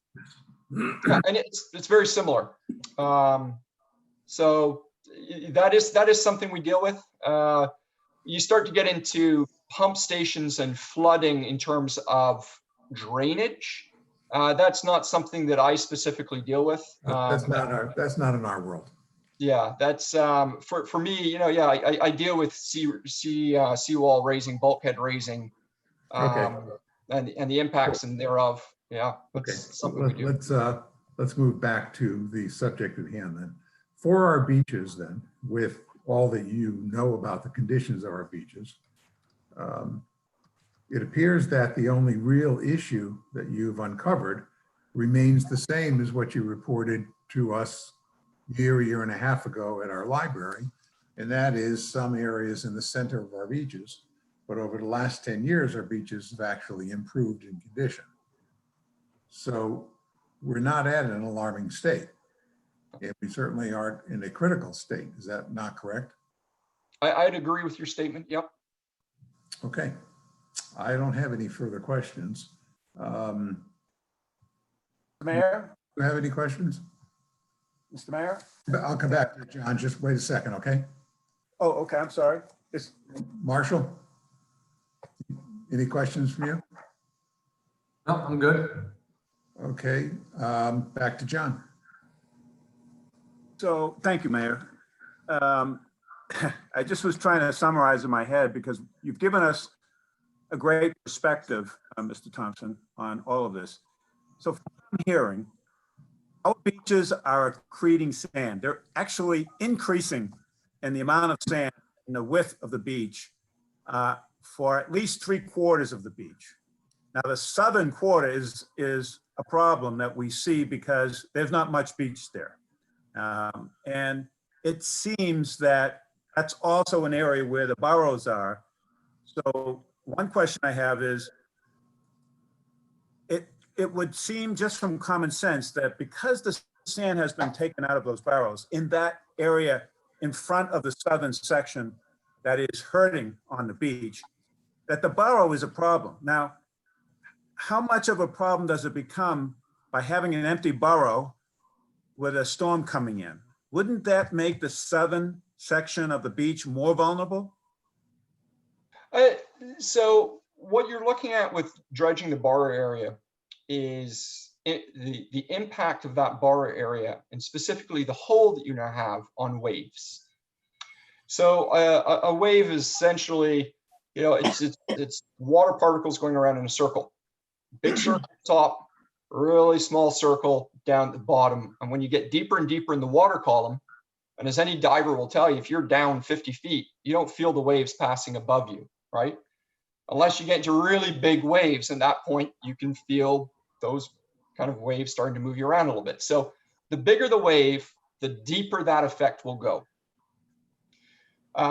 So there can be a situation where the waves coming over in very large storm events don't, quote, feel the bottom as they cross the bar area. Now, the bar area, and I need to go and really delve into it, but the bar area is between two reefs. So essentially you've got the two reefs and then you've got the bar area between them. So those waves when they're coming in will feel the reef on the seaward side of your bar area. So there can be an impact, but really where the waves truly start to feel the bottom is what we call the depth of closure. And if you look at surveys of a beach, and when I say history, I'm talking 30, 40 years. So if you look at 30, 40 years of Delray Beach, they'll all be up here and then they'll pinch out as you get further offshore. And that location where they pinch out is really where you don't see much sand movement. The bar, and as such, the waves at that point are just starting to impact the bottom. The bar areas are beyond that point, right? So they're another probably 1,000 feet seaward and another 10 feet deeper than that point. So in terms of there being an impact, it's really only the most massive storms that you're going to see any kind of difference. And at that point, you're not talking about a really big change in terms of the delta. Like you're not going from a 20-foot wave on the beach to now a 22-foot wave on the beach. It's like I have a 20-foot wave on the beach and maybe I've got a 20.05-foot wave on the beach. It's going to be very small. Maybe a little change in the wave angle because in deeper water waves move faster. So where there are not, where you have non-dredge bar areas, it'll slow down ever so much. So there's a slight bend in the wave, can change the angle. So, but it's really unlikely in this instance that you're going to see a huge, really huge change. Okay. And so the agency should have considered that. Yeah. The reverse may be a benefit because the wave is not hitting the bottom. It's not stirring back up. Yeah, there's just not much going on. It's, a lot of the sand is stopping before you hit the reef inside of it. So I think we've kicked this thing around and used a great deal of your time, and we very much appreciate it. Oh, anytime. I'd like to move on unless there's something else that we haven't covered. Anybody? I think, just as a comment, Mayor, I think a lot of people are going to be very surprised by all of this because it sounds like we don't have a problem with our beaches, that we're accreting sand, we're not losing sand, that the sea level rise is not a problem on the beach seaward side. And the real problem is on the intercoastal side. Well, correct. And this subject is not closed by any means. We have a lot to think about, and Marshall has some research to do, and the subject is not over because we may want to take some action on this and take advantage of partnering. Yes, absolutely. 26 on this. So we've just learned a great deal. We've got a lot to digest here. Thank you. I'm being redundant, but the commission has a lot to think about, and we may have a program in front of us that we want to tackle here. At least now we do it with knowledge. So again, Gordon, I thank you very much. Hey, look who's back. Sorry about that. I got bleeped out. Mr. Okay. Mayor, could I ask one point of fact question? Of course you can, and we missed Thank you. you, sir. We were just Of about to course. close the Thank you. subject out, but you go right ahead. I have questionable internet here sometimes. So I just wanted to ask something that others have asked me. Since the Florida legislator in 2018 determined that the high water mark to the water is public beach and that the property owners own from the high water mark landward. In that case, why don't we qualify in any way, shape, or form unless it's a parking issue? If that is public beach determined by the legislature, why did we not qualify in any way for any funding or to have more controls over our sand offshore or onshore, since that is public beach? That's public access beach. So just to clarify, what the legislature passed was more related to access and what they call customary use. Yeah.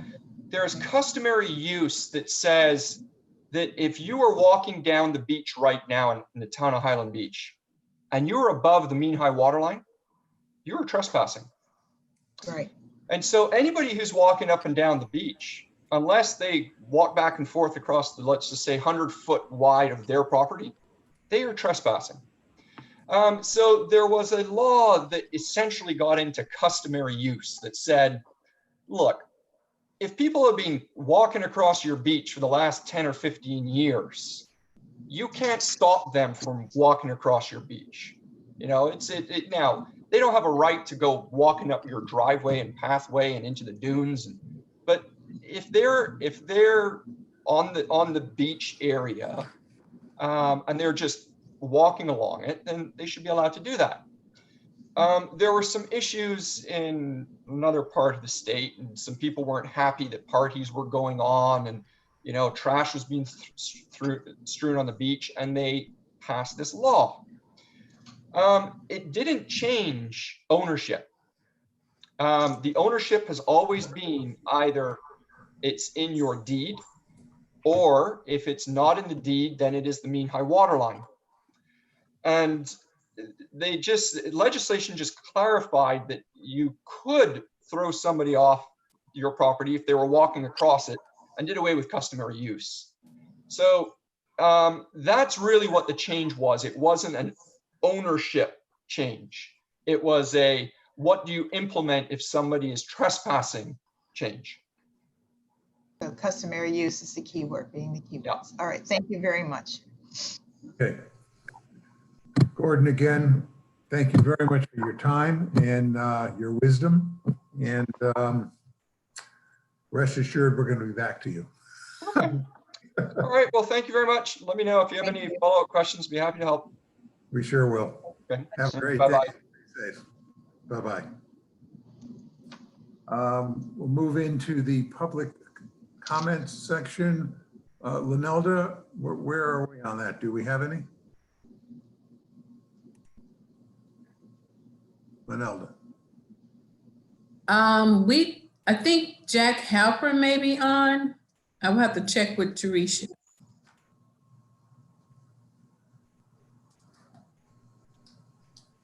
There's Jack.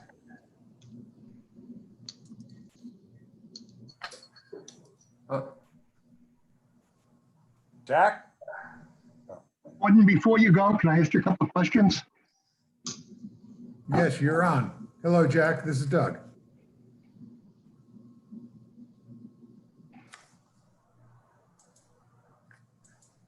Jack, you're in the public comment section. Gordon, take off. I just wanted to ask. I'll check.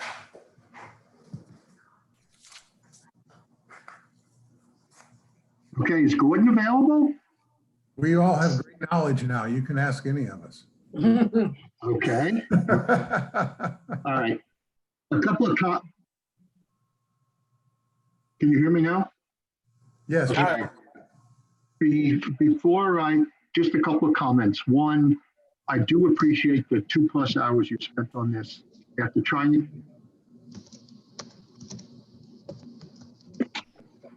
What? Why am we getting the echo? The host has stopped my video. Okay.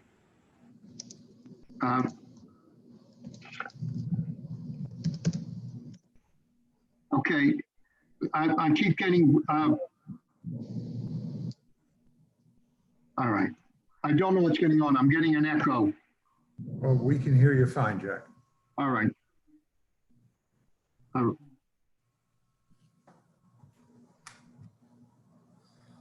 After trying in 2003 and 4 and 2013 and 2014 to get the commission involved, it's great to see you guys involved now.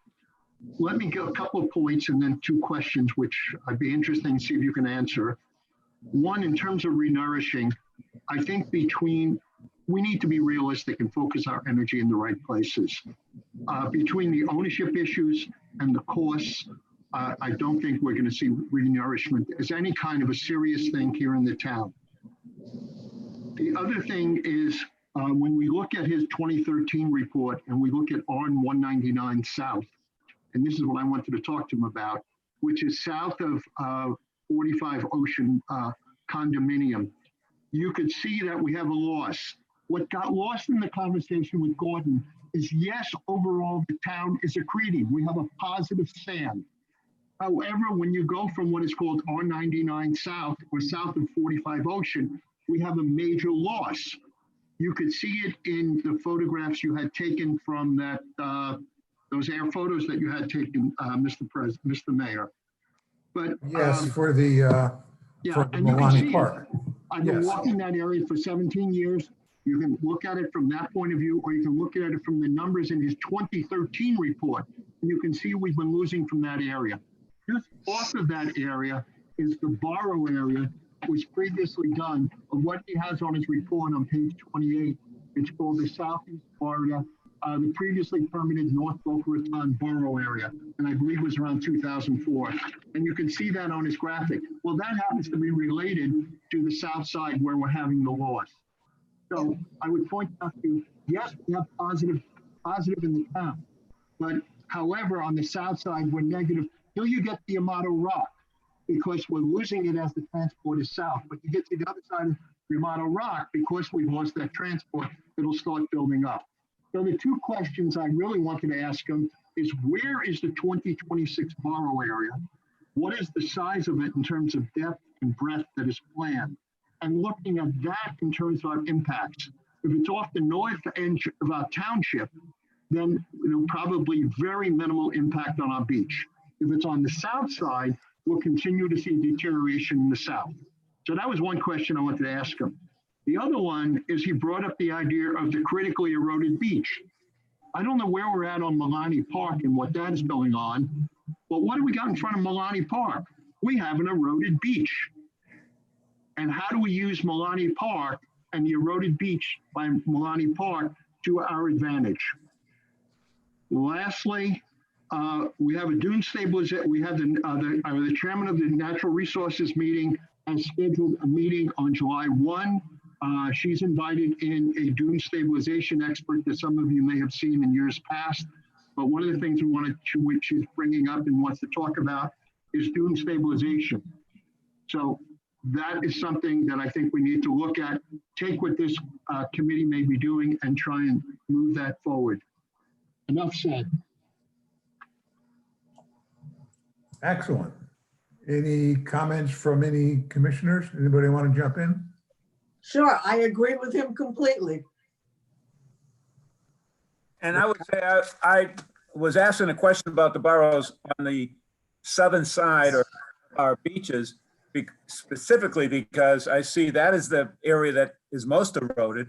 And you have Yamani Rock there, which is that section of beach, Yamani Rock for about at least 300-400 yards. That's where we have the erosion and those homes that are threatened by it.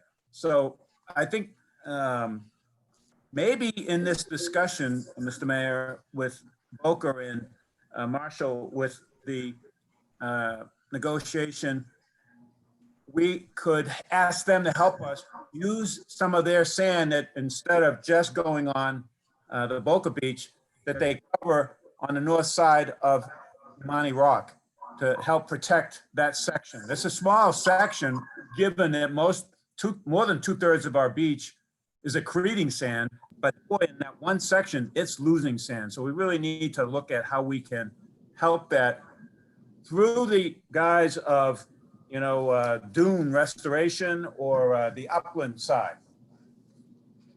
You know who owns some of that? I do. Yes. Okay, I agree with both of you. Jack and I had an offline discussion about, what was it, maybe a month ago, Jack, about the dunes, and I'm so glad that the committee is the board is taking that up as a major project. That will help tremendously. Okay, thank you, Jack. And that was all. It was just Jack on public comments? Yes. Okay, let's move on. Announcements, there is a board vacancy on adjustments and appeals. Actually, there are two for 3 terms. There are 2 upcoming meetings. One is for the Adjustment and Appeals Board on June the 9th at 9:30. And the Planning Board has their regular meeting on June 11th at 9:30. There's no board action report. And before we move on to the resolution, does anybody want to take a break? We've been at this for 2 hours, or do you want to keep plowing through it? Open Be either. good to continue? Okay. Renelda, do you want to read the resolution? Yes. Resolution number 20-010. A resolution of the Town Commission of the Town of Highland Beach, Florida, amending resolution number 19-021R, which appropriated funds for the 2019-2020 fiscal year budget and provided an effective date. Matthew, are you with us? If you are, I'll turn it over to you. If not, we'll give it to Marshall. But Matthew, if you're here, it's yours. And for those of you with the packet, it's on page 7. Resolution of the Town Commission of the Town of Highland Beach, Florida, amending resolution number 19. Matthew, you're up. Okay. Good afternoon. This deals with our sewer enterprise fund. We have a master meter on the transmission line that leads into the city of Delray Beach, who we contract for sewage service. The the city of Delray Beach had problems with the meter, went back and corrected the meter readings and provided us a back bill in the amount of $210,295, which goes back to October of 2017. We have been in discussions with Delray Beach about returning that amount to them. And we talked with them about splitting it over 2 years to reduce the impact on the town's sewer enterprise fund. And so we have 2 payments to be made this fiscal year and 2 payments to be made next fiscal year. The amounts for that underbilling, which occurred over the past 2 years, is attributable to fiscal year 2018 and 2019. And so our recommendation is to use reserves within the sewer enterprise fund to cover that expense for the remainder of this year. And we'll make a similar recommendation for next year. Lovely. So basically, we had the advantage of their money for the time being. Yes, for the past 2 years, going back to October of 2017, beginning of fiscal year 2018. Anybody have any questions? Just open it up to the commission. I have a couple questions. Shoot. Okay, hello, Matt, thank you. Do we have a real complete accounting and data to back their claim that we were underbilled? Yes, our Pat Roman, Public Works Director, we do daily readings of the meter, and they were sort of doing monthly summaries, and from what Pat looked at, the daily readings would seem to match up with what their back billing amounts are. Okay, it just seems like a revisit of the fire budget where our data doesn't always match up, and I question if it was completely looked back. And why did this occur over 26 months? That's a long time. I mean, was there a reason that they didn't catch on, or how did that happen? I think it was just a failing on their part. Okay, as I'm aware, you've only been here a year and a half, but 26 months is a long time to not catch a big mistake. It was 18 Well, months was the period. Pardon me? It was 18 months was the period, and they basically reverted to an option they have in the sewer contract to estimate. So when they had a glitch in the master meter, whatever it stuck on for that month, they just estimated forward for 18 months versus fixing the meter. But the meter wasn't truly broken because we were still going in doing daily reads. They just never came back to the meter is basically what we found out. I see. Okay, I appreciate that. And okay, that's it for me. Thank you very much for clarifying. Anybody else? As I understand it, this money is, we don't have to increase our budget. It's coming out of the reserves for the sewer enterprise. That is correct, but it does result in an increase in the budget. We are taking money from reserves on the funding side. The expense side will be a payment to Delray Beach. Yeah, he's funding it from reserves, basically what he's doing. Okay, so it's a borrowing in essence. Say that again, please. It's a borrowing where we have to put it back in? No, it's not a borrowing. We had these funds and they added to our reserves because we were underbilled for that entire period over the past 2 fiscal years. So he's taking it from reserves, putting it into the account and then paying. Correct. Okay, And then he's taking another 50,000 because he under budgeted for the year. Right. We have had Variance. higher billings now that they have recognized the problem.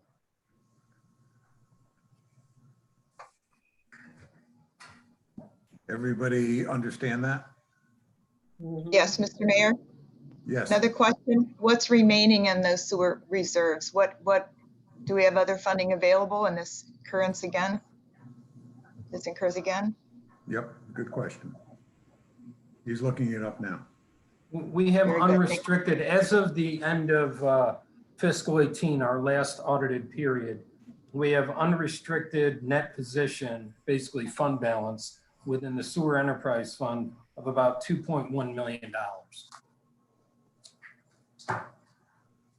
Okay, thank you, Matt, very much. So he's going to pull $250,000 out of that. Right, understood. Okay, we need a motion. Right. I move that we approve resolution number 20-010. Anybody going to second it? I'll second it. All in favor, say aye. Aye. Aye. So be it. Okay, moving on. We have no consent agenda. We have no unfinished business. And now we have an advisory board interview for Eve Rosen. Oh, from Bramer. Do you know her, Evelyn? I know her very well, and Eve is positively brilliant, and any position she would want to take, she would be wonderful at. We have no consent agenda. Okay, with-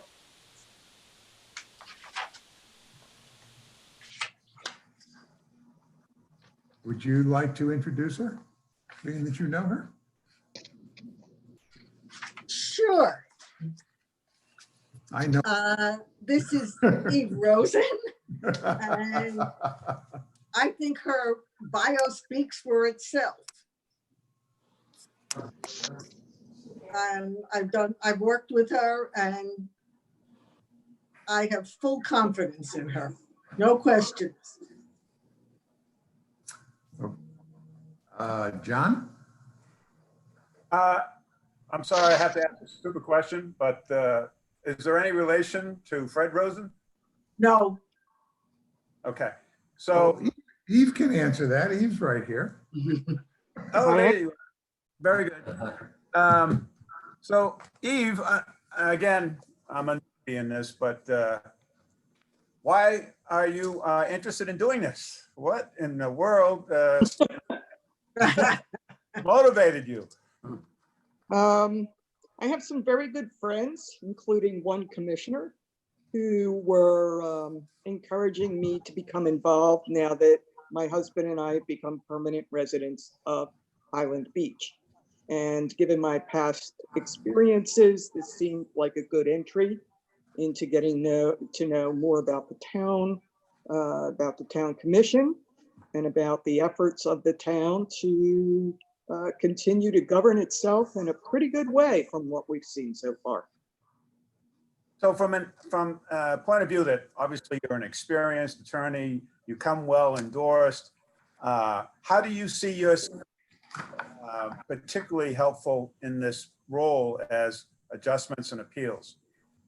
I've had a fair amount of experience in dispute resolution. That's a good if thing. you want to call it that. And I've been in situations that have been relatively pleasant, and more frequently those that might not be very pleasant.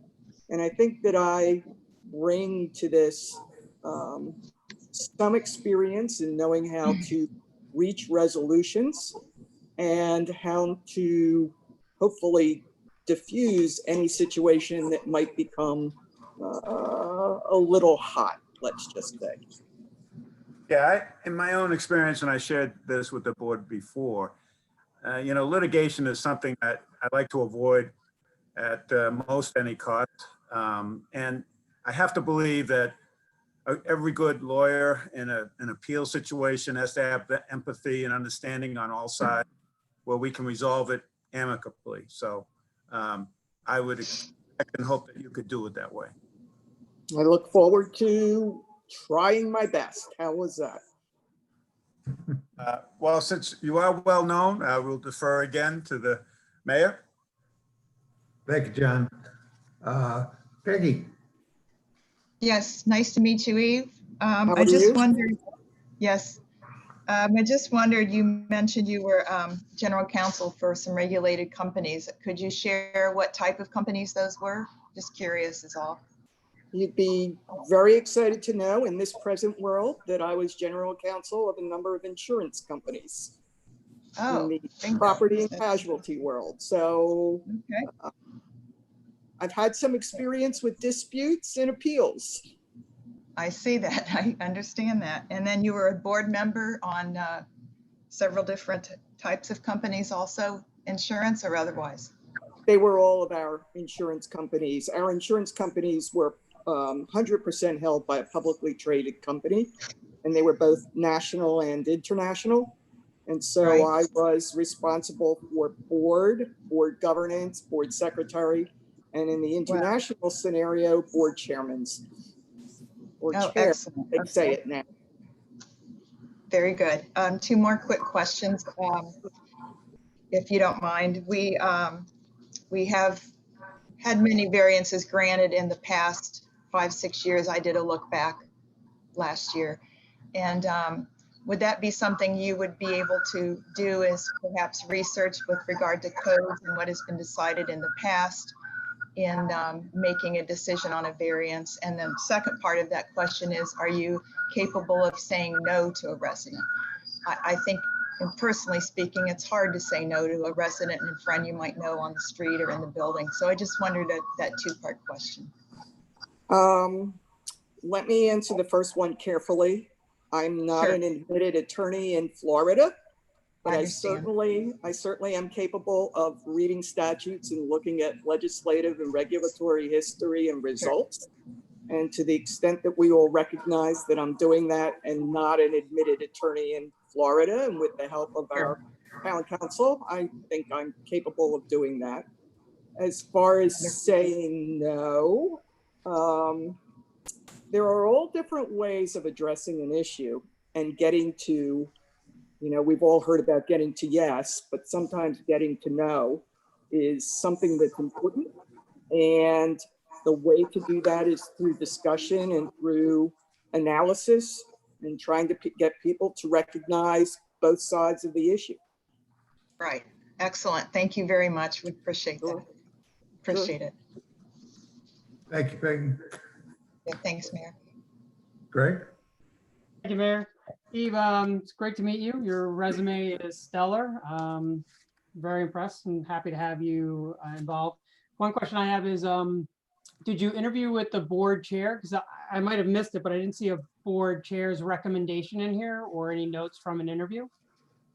To my knowledge, I did not have such an interview. Right. There is no That's not chair. part of the process? There's no chair. Oh, Well, that Well, makes it difficult. claims that. oh, there you go. No further questions. Great pickup, Mr. Vice Mayor. Focus on the details. Well, Eve, I'm thrilled that you are putting yourself out there, and they can definitely use your assistance. And I think you'll find it enjoyable. They meet very infrequently because there just aren't a lot of requests, which I guess is a good thing. It means our ordinances are rather clear. Most of the requests since I've been involved have been from private homes. Not, I don't think I've seen any from condos. Doesn't mean. It will be shortly. There will be shortly? Yes. Okay. Wait, Mr. Mayor. Oh, boy. But I'm thrilled that you're going to be involved. I have no questions at all. Thank you. For joining up. Pleasure. I guess we need a vote. Does this require a roll call vote? Shaking your head, Marshall? It could be a Yes? unanimous. All We right. need, we need a As long motion as- with, Okay, so we need a motion. Okay, I move we accept Eve Rosen's application to join the advisory board. I second that motion. Okay, all in favor, say aye. Aye. Thank Okay. you. so, Well so, done. so Mayor, moved. may I, for the Yes. record, it's a motion to appoint her to the Board of Adjustment and Appeals Board for a 3-year term ending May 31st, 2023. That Yes. is correct. Thank you. And it See you would next be- week, Eve. Looking forward to it. Well done. Thank you again. That's the bow. Thank you. Take You care. do know all. that you get paid for these meetings. I heard it's a grandson.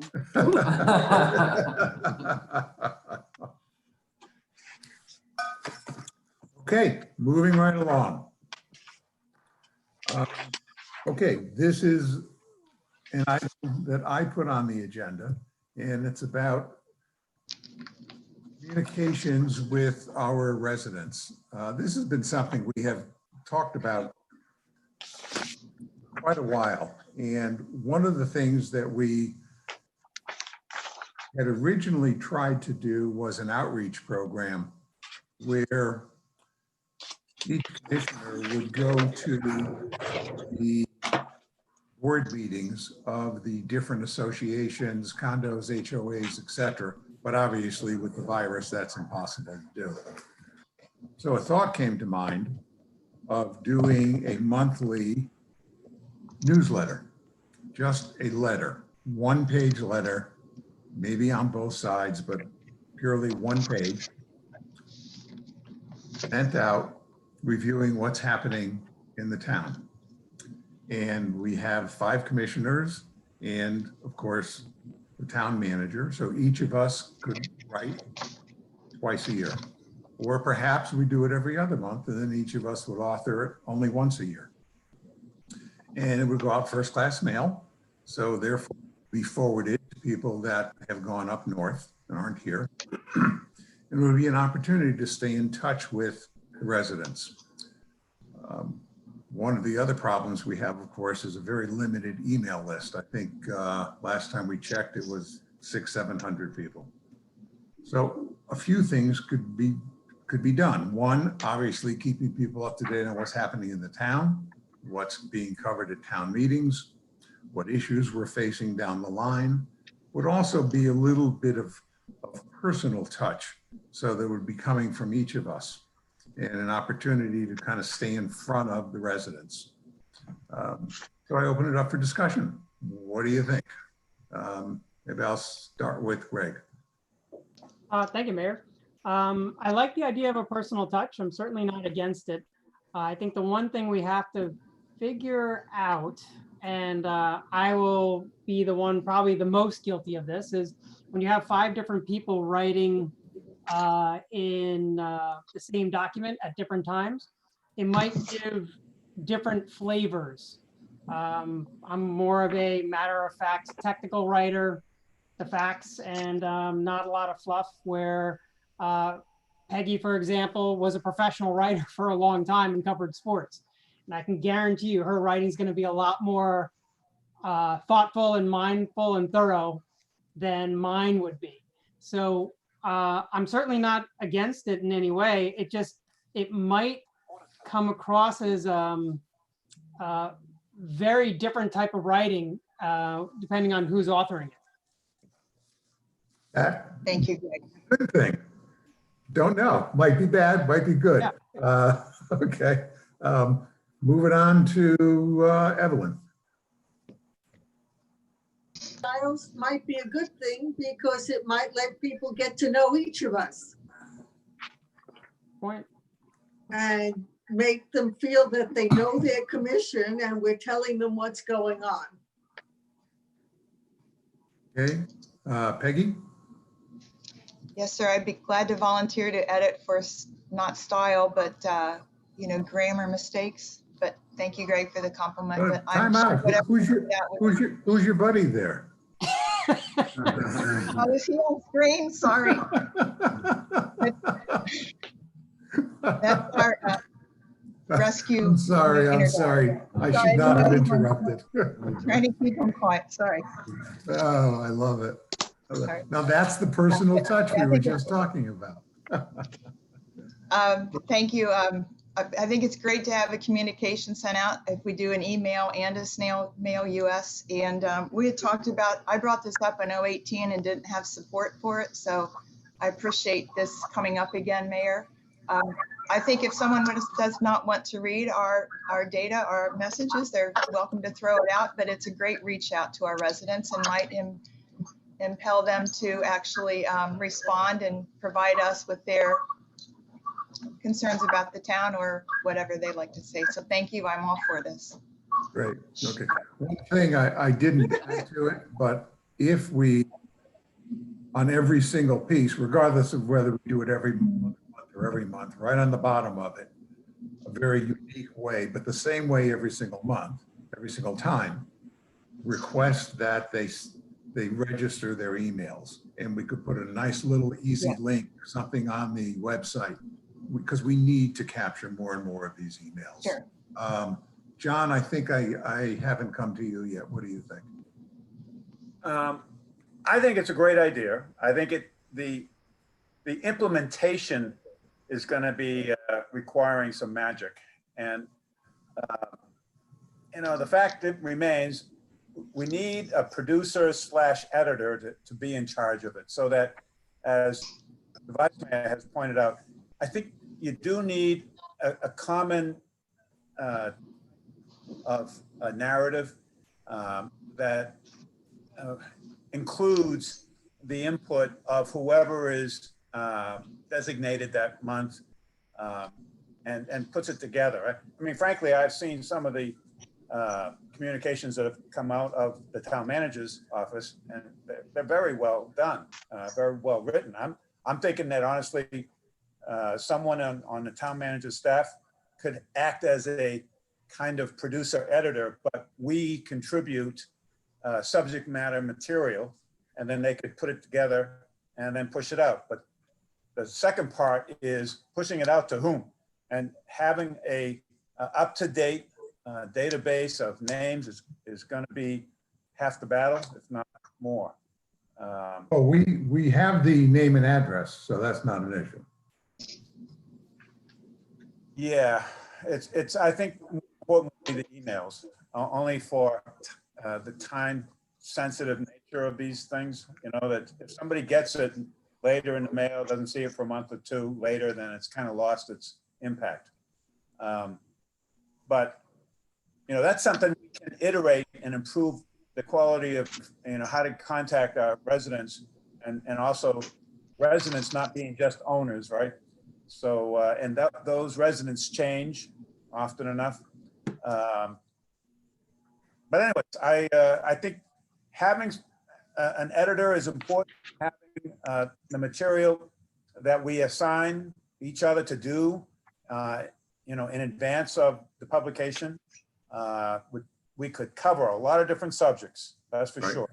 Yes, and I think that it would get interest on a part of the town.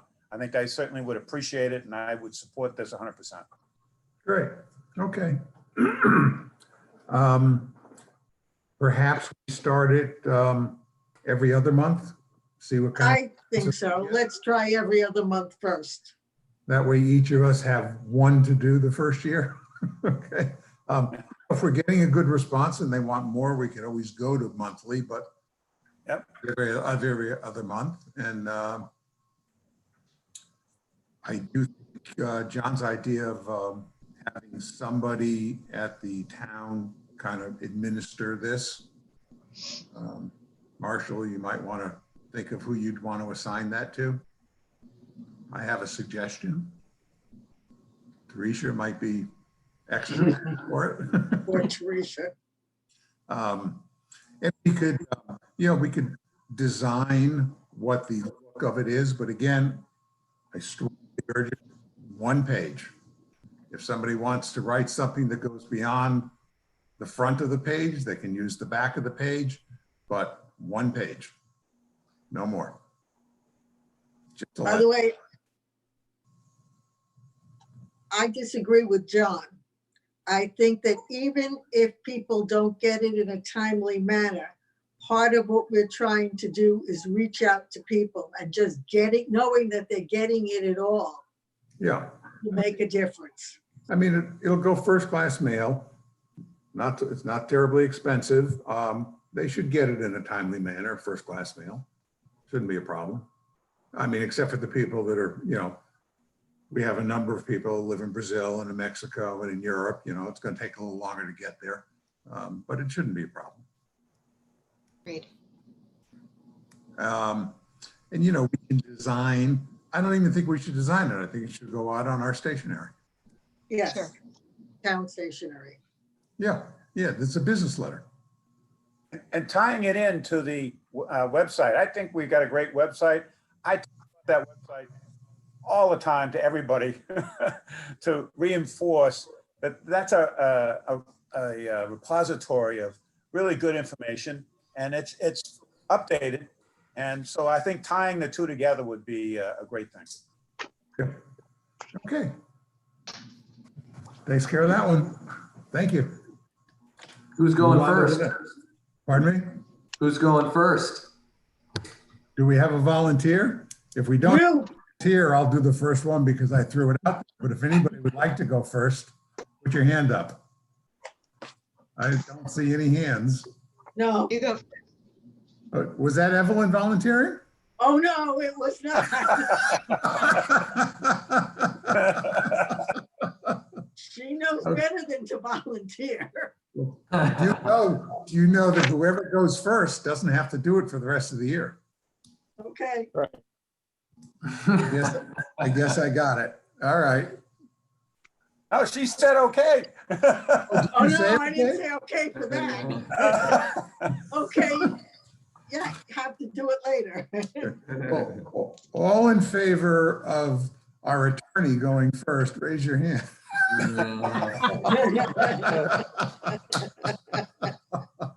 Maybe we should do it alphabetically.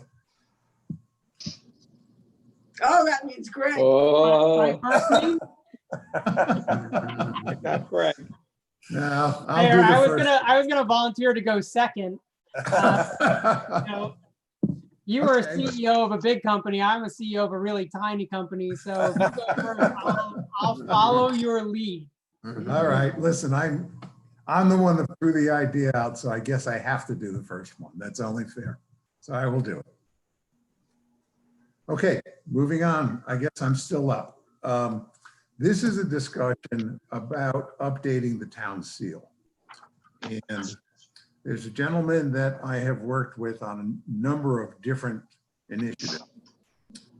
And we all know his work, we just don't know him. He did all of the creative and all of the digital work on Evelyn's campaign. He also did all of the creative and the digital work on the census work. So Teresa is going to assist. And if you can bring the slide presentation up, we'll take a look at it. His name is Rodrigo Gracie, and Rodrigo is a resident here in our development at Boca Highland. And I'm assuming everybody can see this full screen now. Is that correct? Yes, yes. Yes.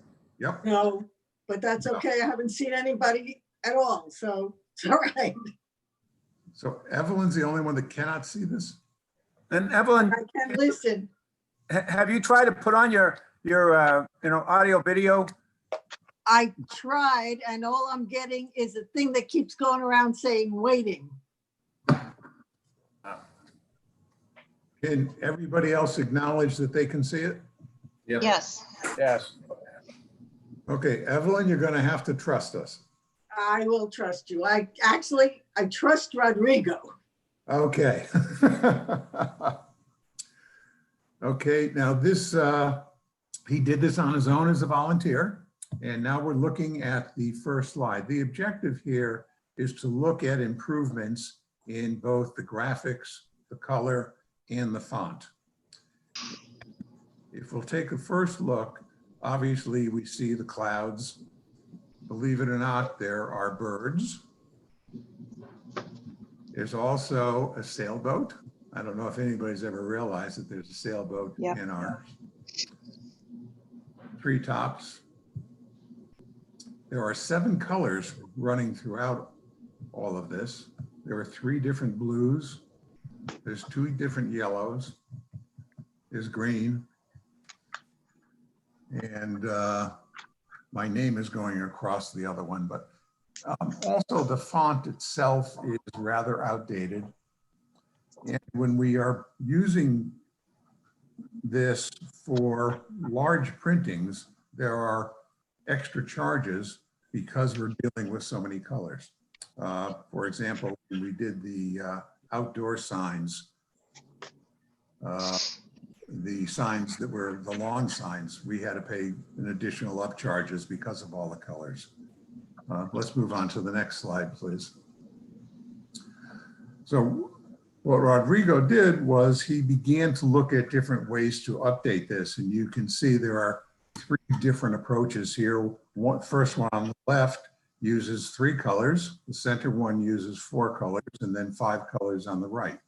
He also began to eliminate some of the different aspects within the presentation, and he updated the font. If we look to the left, it's very, very simple, just 3 colors. Took out the sailboat, took out the green, and we see a very simple presentation. The center, just basically the same thing, but put the blue in for the beach. And over on the right, we've got 5 colors. We got the setting sun and additional. Let's move on to the next slide. Here is basically the same, but the white makes everything pop a lot more. My opinion, I happen not to like it, but you know, everybody likes different things. Let's move on to the next. Here you see a comparison on the left between our current and an updated on the right, much cleaner. And here you can start to see the difference just in using a more updated font. If we can just take a look at, for example, the G's. Look at the old G on the left and the new G on the right. You take a look, another example would be the N. Look at the N in Highland Beach on the left and then the N on the right. It just stands out a lot better. It's much crisper, kind of brings us into a much more current look. Move on to the next. If we were to move forward with a more updated current look, doesn't cost us anything. We would obviously do it on all of our digital presentations, which costs nothing, and we would gradually adopt it on everything else that's printed, our shirts, hats, pins, whatever we need to buy new, we would just move to the new. So there would be no out-of-pocket additional costs for implementation. Next slide. This gives you a sense of what it would look like on a t-shirt, front, side, back. This is what it looks like on the water tower. Kind of pops nicely. This is what it would look like on the police shields. And the only difference in option 1 and option 2 is the shield itself, obviously, not the seal. This shows what we look like presently amongst our neighbors, and of course, what the new one would look like if we were placed amongst our neighbors. Next slide, please. This shows our 4 colors versus on the left 3 colors and on the right 5 colors.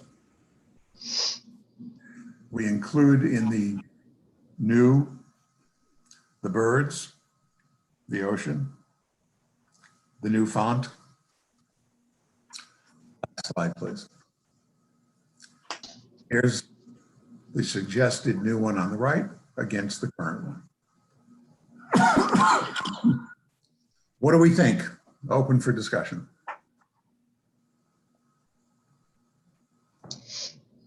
My first initial reaction, just gut feel, I really like seal, study, C, because I do like the sun.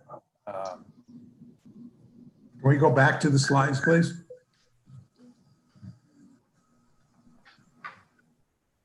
You wanted to look at C, so let's put the ones up that had the 3. Yeah, in the beginning, right. There you go. There we are. Yeah. Oops. Yeah. There we are. Yeah, my reaction is that C has that orange in it that really does make it pop. That's my gut feel. And I think it's a dramatic difference. And I like the font. I like the blue background on the circle. There you go. Oh, well, that's, there you go, on the right. So that's an easy one for me, but you know, everybody has an opinion, a different taste. It's amazing. You get into a discussion like this, oh, it's going to be interesting to see how. Always. Yep. It's like, you like that shirt? Oh, you like the color, the design? Oh my goodness. But that C does it for me. Easy.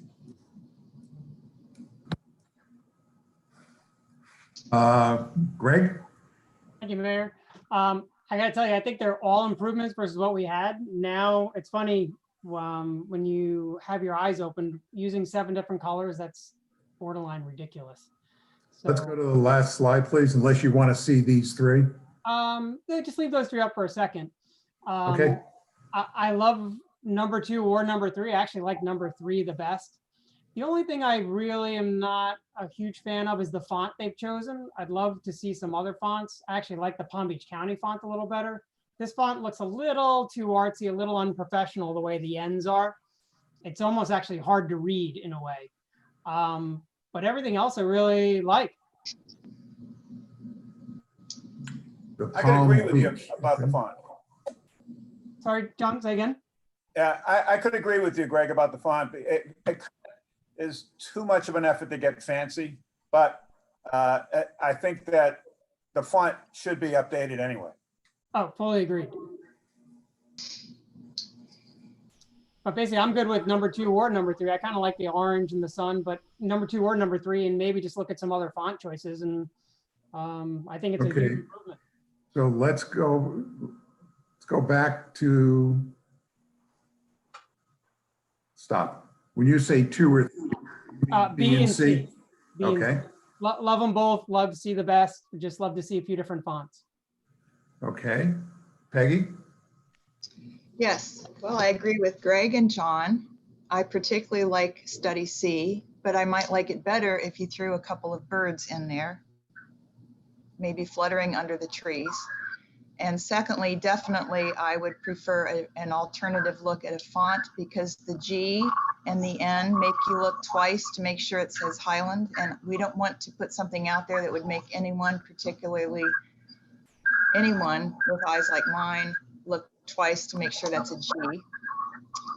Though I do agree to updating the font. And then lastly, I always preferred the police logo over the Highland Beach logo, and I never understood why we had 2 separate. But nonetheless, I do prefer the police logo with the little boat and the sort of the beach. I've always liked that.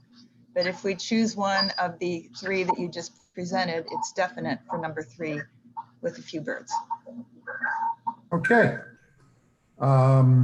And I never have a question. been able to see anything. No, but I do have a question.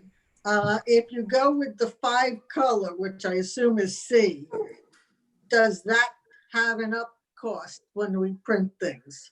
No, I don't think it would. Okay, I'd have to double check. I don't think it would. because I would think that would be one of the things we'd look at is not having an up cost every time we print something. Beautiful face on. One thing we were trying to accomplish here is to get a less cluttered piece. When you have a cluttered seal, it takes away from the impact. So you want to simplify it. That we've accomplished, obviously, because everybody likes the direction. Okay, so we know what to go back to Rodrigo with. And thank him. It's a great job, a good start. Okay, glad everybody's pleased. On to the next.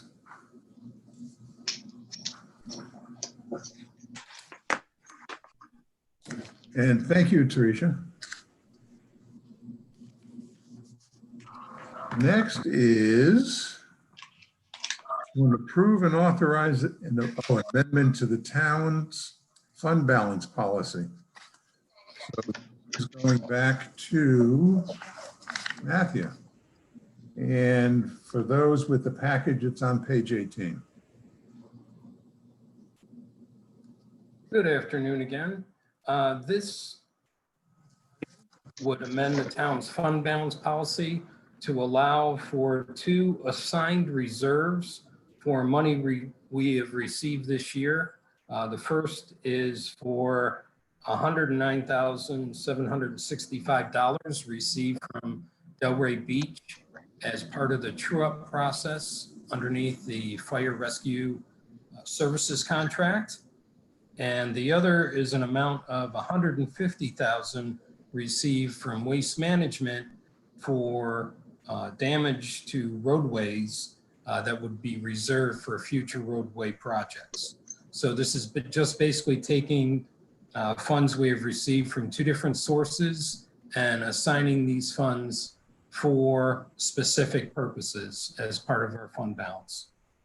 It's in the same manner that we assign a specific portion of our fund balance for disaster recovery purposes. Got a question. Sure. The money that was received for damage to the roadway, was it spent to repair the roadway? It was not. It was not. Okay. So why would we want to isolate those funds to that specific area? Why not put it into unassigned funds so we have more flexibility with the money? That remains an option, but as we discussed it, I think it was back in November, the idea was to keep a certain amount kind of earmarked to take care of our 3 side roads, so that we would use the money as we received it. So in the future, when we have road problems, we have money available to fix them. Well, one could always take money from the unassigned fund to fix a roadway, could we not? You could. Then why not do that and have flexibility as opposed to putting money into that and having it stuck there? To ensure Aren't we reducing our flexibility by doing this? Or in some sense you would be. I would agree with that, but at the same time, it also is a reflection that we've got these funds because they were damaged to the roads, that we're going to keep it for the roads. So people don't think that we're taking this money and say using it for a different purpose that isn't. So at least it's a recognition that monies were received for damage to the roads, and we're going to keep it available for the roads. So it won't be used for something else. I mean, you could always reassign it, but it's always a little bit more difficult to do that. Unless Mr. Mayor? I'm missing something, it seems to me as though it's to the benefit of the community to have as much flexibility with our money as possible. I might be wrong, but I just don't see taking away flexibility as being a good thing. Mayor? Peggy, yes. Yes, sir. Regarding the roads, A1A, as we know, is supposedly undergoing a triple R in the future. The side roads were repaved. All 6 side roads were repaved 2.5 years ago, at which time it was following some other lines, replacement, sewer, and so forth. And at that time, before you were elected, there is an ordinance that stated that any construction at that time for spec homes, that construction projects which damage the newly paved roads ongoing would be assessed to the builder or the developer of these homes. And I don't think that was ever followed up on. And I don't see that these side roads should require much more maintenance unless there are ongoing problems or constructions problems that do mar the roads. They should be good for some time, which I'm providing you data for your argument that the funds could be allocated elsewhere. Thank you. The roads are in excellent condition. That ordinance should be followed up on, dating back to 2018 when certain roadways newly paved were damaged by sites, not current sites, past ones. Gotcha. I have a slightly different take, and it's not that I disagree with the flexibility idea. It absolutely gives more flexibility. But I don't want a situation to arise sometime in the future when we are redoing roads for whatever reason because of damage, and we get people complaining that why do we have to come up with this money? If it's sitting there because we were paid it to fix a problem, then you can point to the fact that it has been assigned, that we're not increasing our budget because we have to do the roads. Just in response, it has nothing to do with increasing the budget. The money is sitting in unassigned funds, that's all. Has nothing to do with the budget. It's still sitting in your reserves, but it's unassigned, as opposed to, once you assign it, it's frozen. You can't touch it for anything other than roads. All right, and what about the amount from the city of Delray for fire rescue? Same thing. Well, except that's a real hot button item in this town. And if we get an increase and we have the funds set aside, I think just, I'm okay. I'm just okay from the with way you on it that. looks, I think visually it's better. I'm okay with you on the fire rescue one. I don't have any problem with the fire rescue one. Okay, well Question then from Marshall? I can go along with putting the 150 into the regular fund. Greg? Thank you, Mayor. I am exactly where I think you two just came out. Fire contract's an annual contract and we know we're paying the money every year no matter what. So I kind of like leaving that Exactly. one assigned to that. I'd rather have flexibility for the other one, as Commissioner Peggy said. We just did a whole bunch of work with the roads where we may not need much. I'd rather have the flexibility. And now that we're going to keep our minutes in perpetuity, we'll know where this money came from. And if we want to give a preference to roads, if there's competing projects later on, then we can do that at that time. But right now, just leave it unassigned. Okay. John? I agree. Totally. Okay.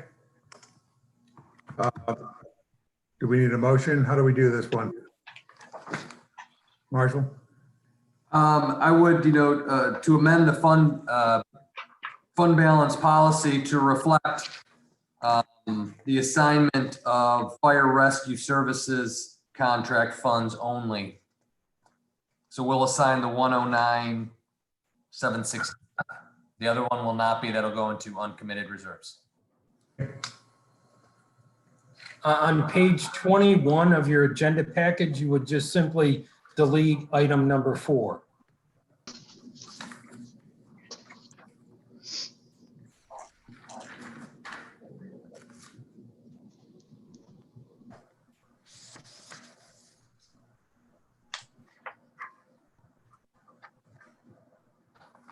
Or the maker of the motion could read what the recommendation is and just leave off and for future road projects. So you're just approving the amendment of the fund balance to assign portions of the fund balance to the general fund for future increases in fire service rescue contract.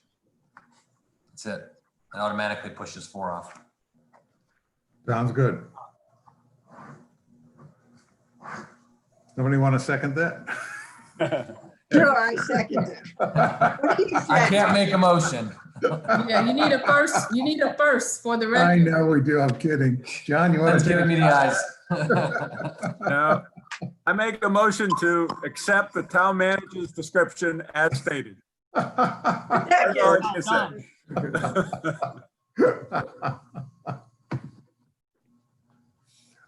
I think more on that one, John. So I have to, okay, so I move that we accept the town fund balance as adjusted for the fire rescue services contract as noted. Is that good enough? Perfect. Ronaldo's got it. Yep. Okay. Need a second. Second. All in favor? Aye. Aye. Hi. Thank you. Moving forward, looking for an approval of the minutes of the February 4th meeting. Everybody had it, read it? You all comfortable with it? Yes. Need a motion? I make the motion to approve the minutes. I read them line by line and they were very accurate and I thank the town staff for that. Excellent. Need a second? Second. All in favor, say aye. Aye. Aye. Can I just give Linelda one small improvement? Oh, Yes. Greg found something. And apologies, Linelda, I can't tell you what page it's on. I know I found it. In one place, it should say commissioner and it just says commission. I'm pretty sure it's in front of one of the ones for Commissioner Donaldson. So just do a search for that. And you were trying to say Commissioner Donaldson, but it just said Commission Donaldson or something like that. Oh, okay, I'll make the changes as stated. Didn't see that one. Thank you. Okay, it was passed as stated then. On to town reports and comments. John?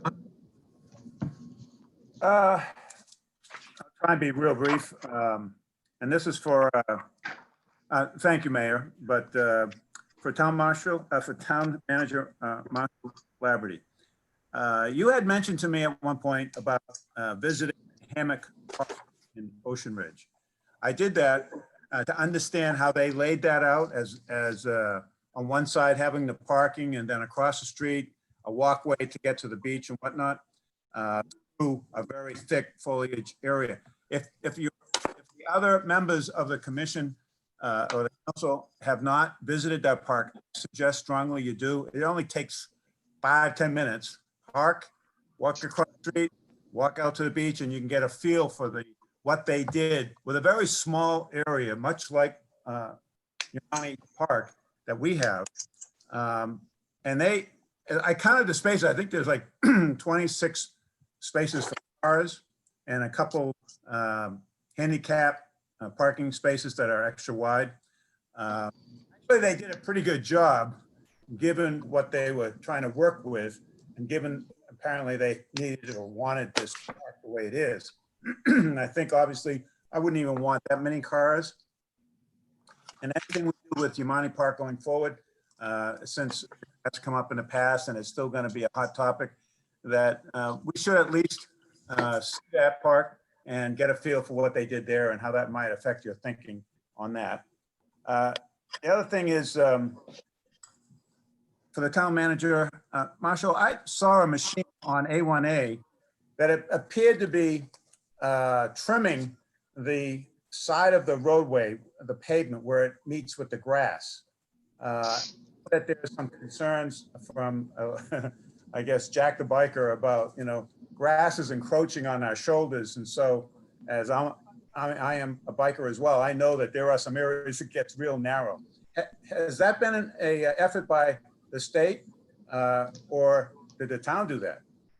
I don't believe the town did, but I think it could be the property owner, basically these bigger edgers. Yeah, no, this is a big machine that was slicing and it was a lot of equipment with a truck, the whole deal. It was, I can't imagine a condo doing it. Okay, I didn't stop and ask, I should have. I think it has to be FDOT, but it's I'll something. check. I'll ask, yeah. Yeah, they seem to be doing a good job with trying to pull that grass back from the roadway so that bikers would have more space on the shoulder. This rainstorm that we had was amazing, all right? The tropical storm that came through and dumped all that rain on us. And well, I went out and I checked 1A, from the town center with the town hall going north. Yeah, there was some water across the road in some areas, but I gotta say again, it disappeared fast.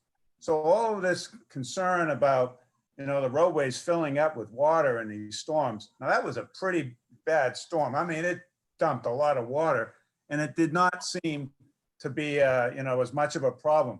I know also because I was in Miami and some of those streets were halfway up hubcaps.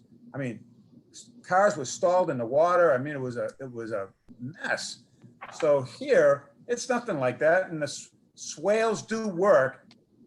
I would ask what we can do, given we don't want to spend money on, all that project that we've talked about in the past. Is there anything we can do to really the owners to really bring back the swales? They work. And especially now, as we've heard from Mr. Thompson, that boy, it's going to be from the intercoastal side that we have problems with seepage. And at some point, that's where flooding is going to be our biggest problem, not just the rainfall. anyways, those are three subjects. My last point that's going to bring up, Mr. Mayor, is beach. I cannot believe how many nests, turtle nests there are this year. It's amazing. And some of them were run over by the tractor, which is, that's really unfortunate. You could see that. But it's really quite the sight if you hike the beach at all. I just thought I'd mention it. Yeah, it's great. All right, sir. Off to a good start. Peggy? Yes, sir. Two quick things. Thank you. One is earlier this year, we had Community Greening come in to a meeting and speak to us about promoting the growth and planting of trees and shrubs in all communities. They work primarily in Delray, West Palm. Anyway, just to let everyone know, they won a $100,000 contract from Impact 100, which is a group of women in the community and business and philanthropic associations. And so it was great to see them so awarded, and their work will continue. Hopefully we will get them in down the road again. It was supposed to come spring, of course, due to the virus that was canceled. And then secondly, I appreciate the commission's interest in honoring our graduates so far. Just from one part of town, we have nearly 20 graduates listed from kindergarten through college who have submitted their names. And I know Teresa's working on that. So thank everyone. Great, terrific. And thank everyone for their civility. The dog Rocky actually went to sleep. So had sort of come and go in this house. So thank you to everyone's understanding. Great. Evelyn? No, nothing at this time. Okay. On to Greg. No report. Okay. I just have a couple of brief things just to follow up. John, just briefly on Hammond Park. I was up there quite some time ago. I believe that, I think they have a little over 30 spaces, but don't quote me. I do have photos of it. So if anybody wants, I'll just let me know and I'll text you a few copies of the photos. But that is the prototype, I think, of what we might be ending up with. Who knows? You know, it's no lifeguard, no facilities. That might be where we end up. Don't know. As far as this whole nourishment, we learned a lot from Gordon. I'm real glad that he was able to spend time with us. But we have a massive project in front of us if we decide to try to move forward and partner with Boca on it. So we have to give it a lot of thought on, do we want to attempt to get involved with our beach owners? And Marshall is thinking, oh my God, it's a lot of work. But it might be the right thing to do. However, you also spent and came back to it a number of times, and that is the dunes. And I feel very strongly that the dunes is clearly step one on protecting our beaches. And that's why Jack Halpern and I were spending a good deal of time talking about it. And that's why that board is going to try to get aggressive on working the program with the owners on the dunes. It starts with plantings, of course, and that's where it begins. But building up the dunes, I don't know that that's the only answer, but clearly I think we should be looking at that first with the owners of the beachfront properties. And then perhaps this program, or this program in terms, when I say this program, meaning harvesting the sand with Boca, might not be so much for the beach, but it might be for the dunes. So there's a lot to think about there. So give it a lot of thought. The other thing, which is a long-reaching situation, and that is the intercoastal and the seawalls. So I think that's a massive, massive undertaking that affects lots of owners on the west side of our little island. And we're gonna have to attack it because that's around the corner. It's already breaching some of the seawalls in some places, and it's gonna be something that our commission is gonna have to attack. It's not one of the boards, I don't think. I think we probably have to put it on the agenda a few months from now and start learning about that. And we can bury our head in the sand on that one because that's going to be in front of us before we know it. Last thing is swales. I also had it on mine, John. I think the swales is the responsibility of the owners. I don't know that it's the responsibility of the town. It appears to me as though most of the swales that are gone because the owners built over the swales when they built their properties, including some of the condos. So I think we've got to look at that down the road and put it on the agenda down the road and do some research on that one too. So that's my report. It's just more work for us. So that's what we signed up for. Okay. Mayor, could I make one quick comment on your seawalls comment? Yeah, please, please.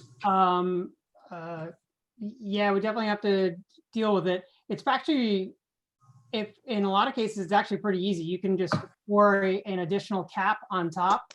And if your wall doesn't have the angled batter piles, you can put those in and tie it into the cap. You can raise a wall.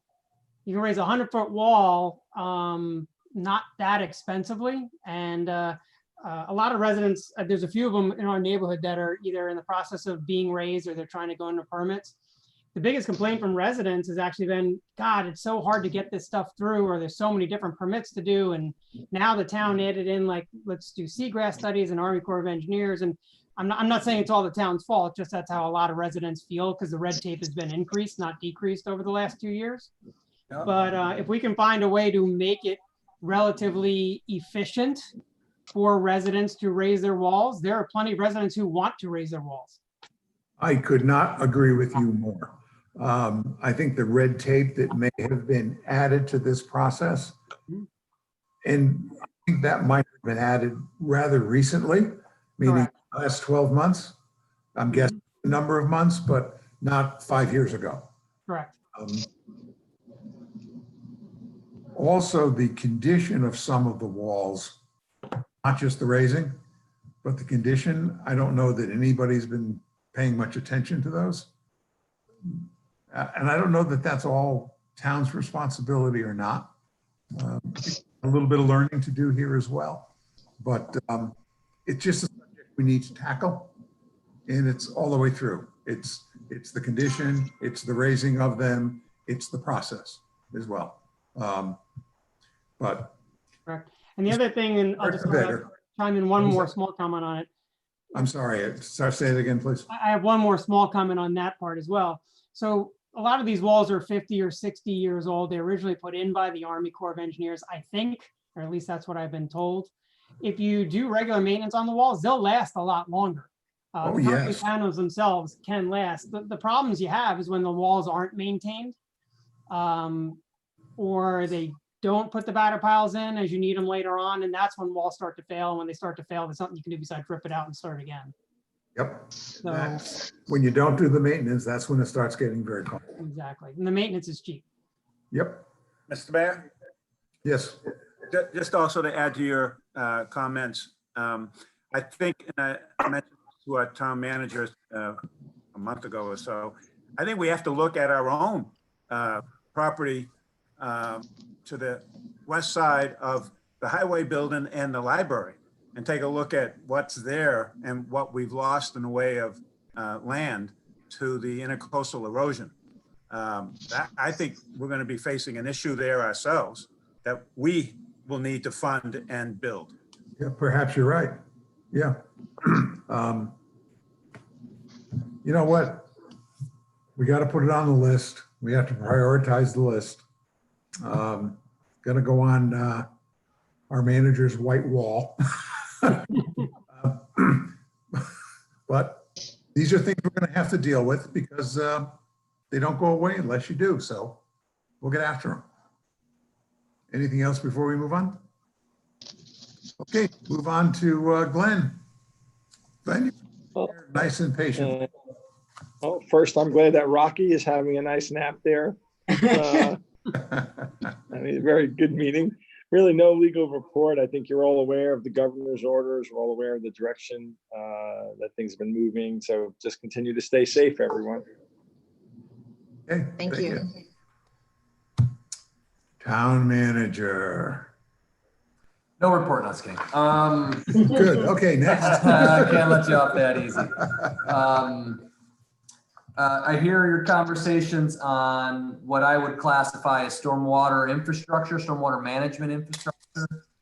We have tasked Baxter Woodman, one of our consulting engineers, to do what they're calling it, this current draft is the Stormwater Best Management Practices Evaluation Technical Memorandum. So I'm going to review that and kick that out to the commission. You can take a look. Basically, we asked them to start looking at all of the tools that are available for us to begin to address our stormwater management issues now and into the future. Anywhere from swales to inlet covers to French drains to anything, Tidevex valves, anything that we need to start looking at. There's a host of tools and opportunities to use them to make these corrections. And as we've discussed in the past, I know everybody wants an immediate change. This is a long-term process to correct our stormwater management issues because it is a lot of it on private property. So it's going to be done systematically. Every time somebody comes in to get a permit, we bring them into compliance with our ordinance and then offer some of these alternative solutions. And that will take time. It's unfortunate we didn't enforce some of our ordinances over the time, over the last 20 years, or we could potentially be having a better job addressing it. But we will, I will share that document that will begin to provide residents and the commission some options, tools, costs, what it involves with maintenance, and then we begin to explore those. Be reminded, we do have an executive session meeting on Thursday. It is here at Town Hall. We have adequate spacing, and that is going to be covering collective bargaining. So again, that's Thursday of this week. So please make note of that and be reminded. We are actively working on budgets. I've gotten through a handful of those to date. I did pass along some of that information, which maybe not the best news as it relates to the revenue growth and our property value projections, keeping us just above 2%. Yet we were hoping for something a little bit better, but it's better than zero. I mean, I guess you can always say glass is half full or empty, but the reality is starting to settle in a little bit with the outwash of the COVID-19 experience. We're still under a lot of these constraints. We're not fully opened or out of it, even though we may have lost sight of that over the last week or so, some of the newer issues that have surfaced, unfortunately. So we will develop our budget and we'll be having some very good conversations as we move forward. We're doing everything to control our costs. There are some things we just can't control, and there's some natural escalations of costs that happen over time. So that will challenge us to work cooperatively to find these right solutions. And we'll see a little bit on Thursday as it relates to collective bargaining. I have a recognition for Officer Strayback. He helped an amputee who had crashed his bike and provided that high quality community policing service that we've come accustomed to and expect. He did a very great job helping that person out, collecting that bicycle and getting them to their destination so they wouldn't have to walk home from there. So kudos to him. Other than that, we've already discussed the beach stuff and some of my findings. Again, I'm still working on that, and I hope we'll have more information as we move forward. Other than that, I will keep my comments on other next meeting, which is June 19th, but again, June 4th first, to do collective bargaining on Thursday. That's it. Anybody have any questions of Marshall? No. Nope. Okay, we shall adjourn at 4:43. Sorry that the meeting went so long, but I think it was rather productive, and I'm so glad we had Gordon here to make his presentation, educate us, and answer all of our questions. So anything else? If not, we are adjourned. Thank you all. Stay safe.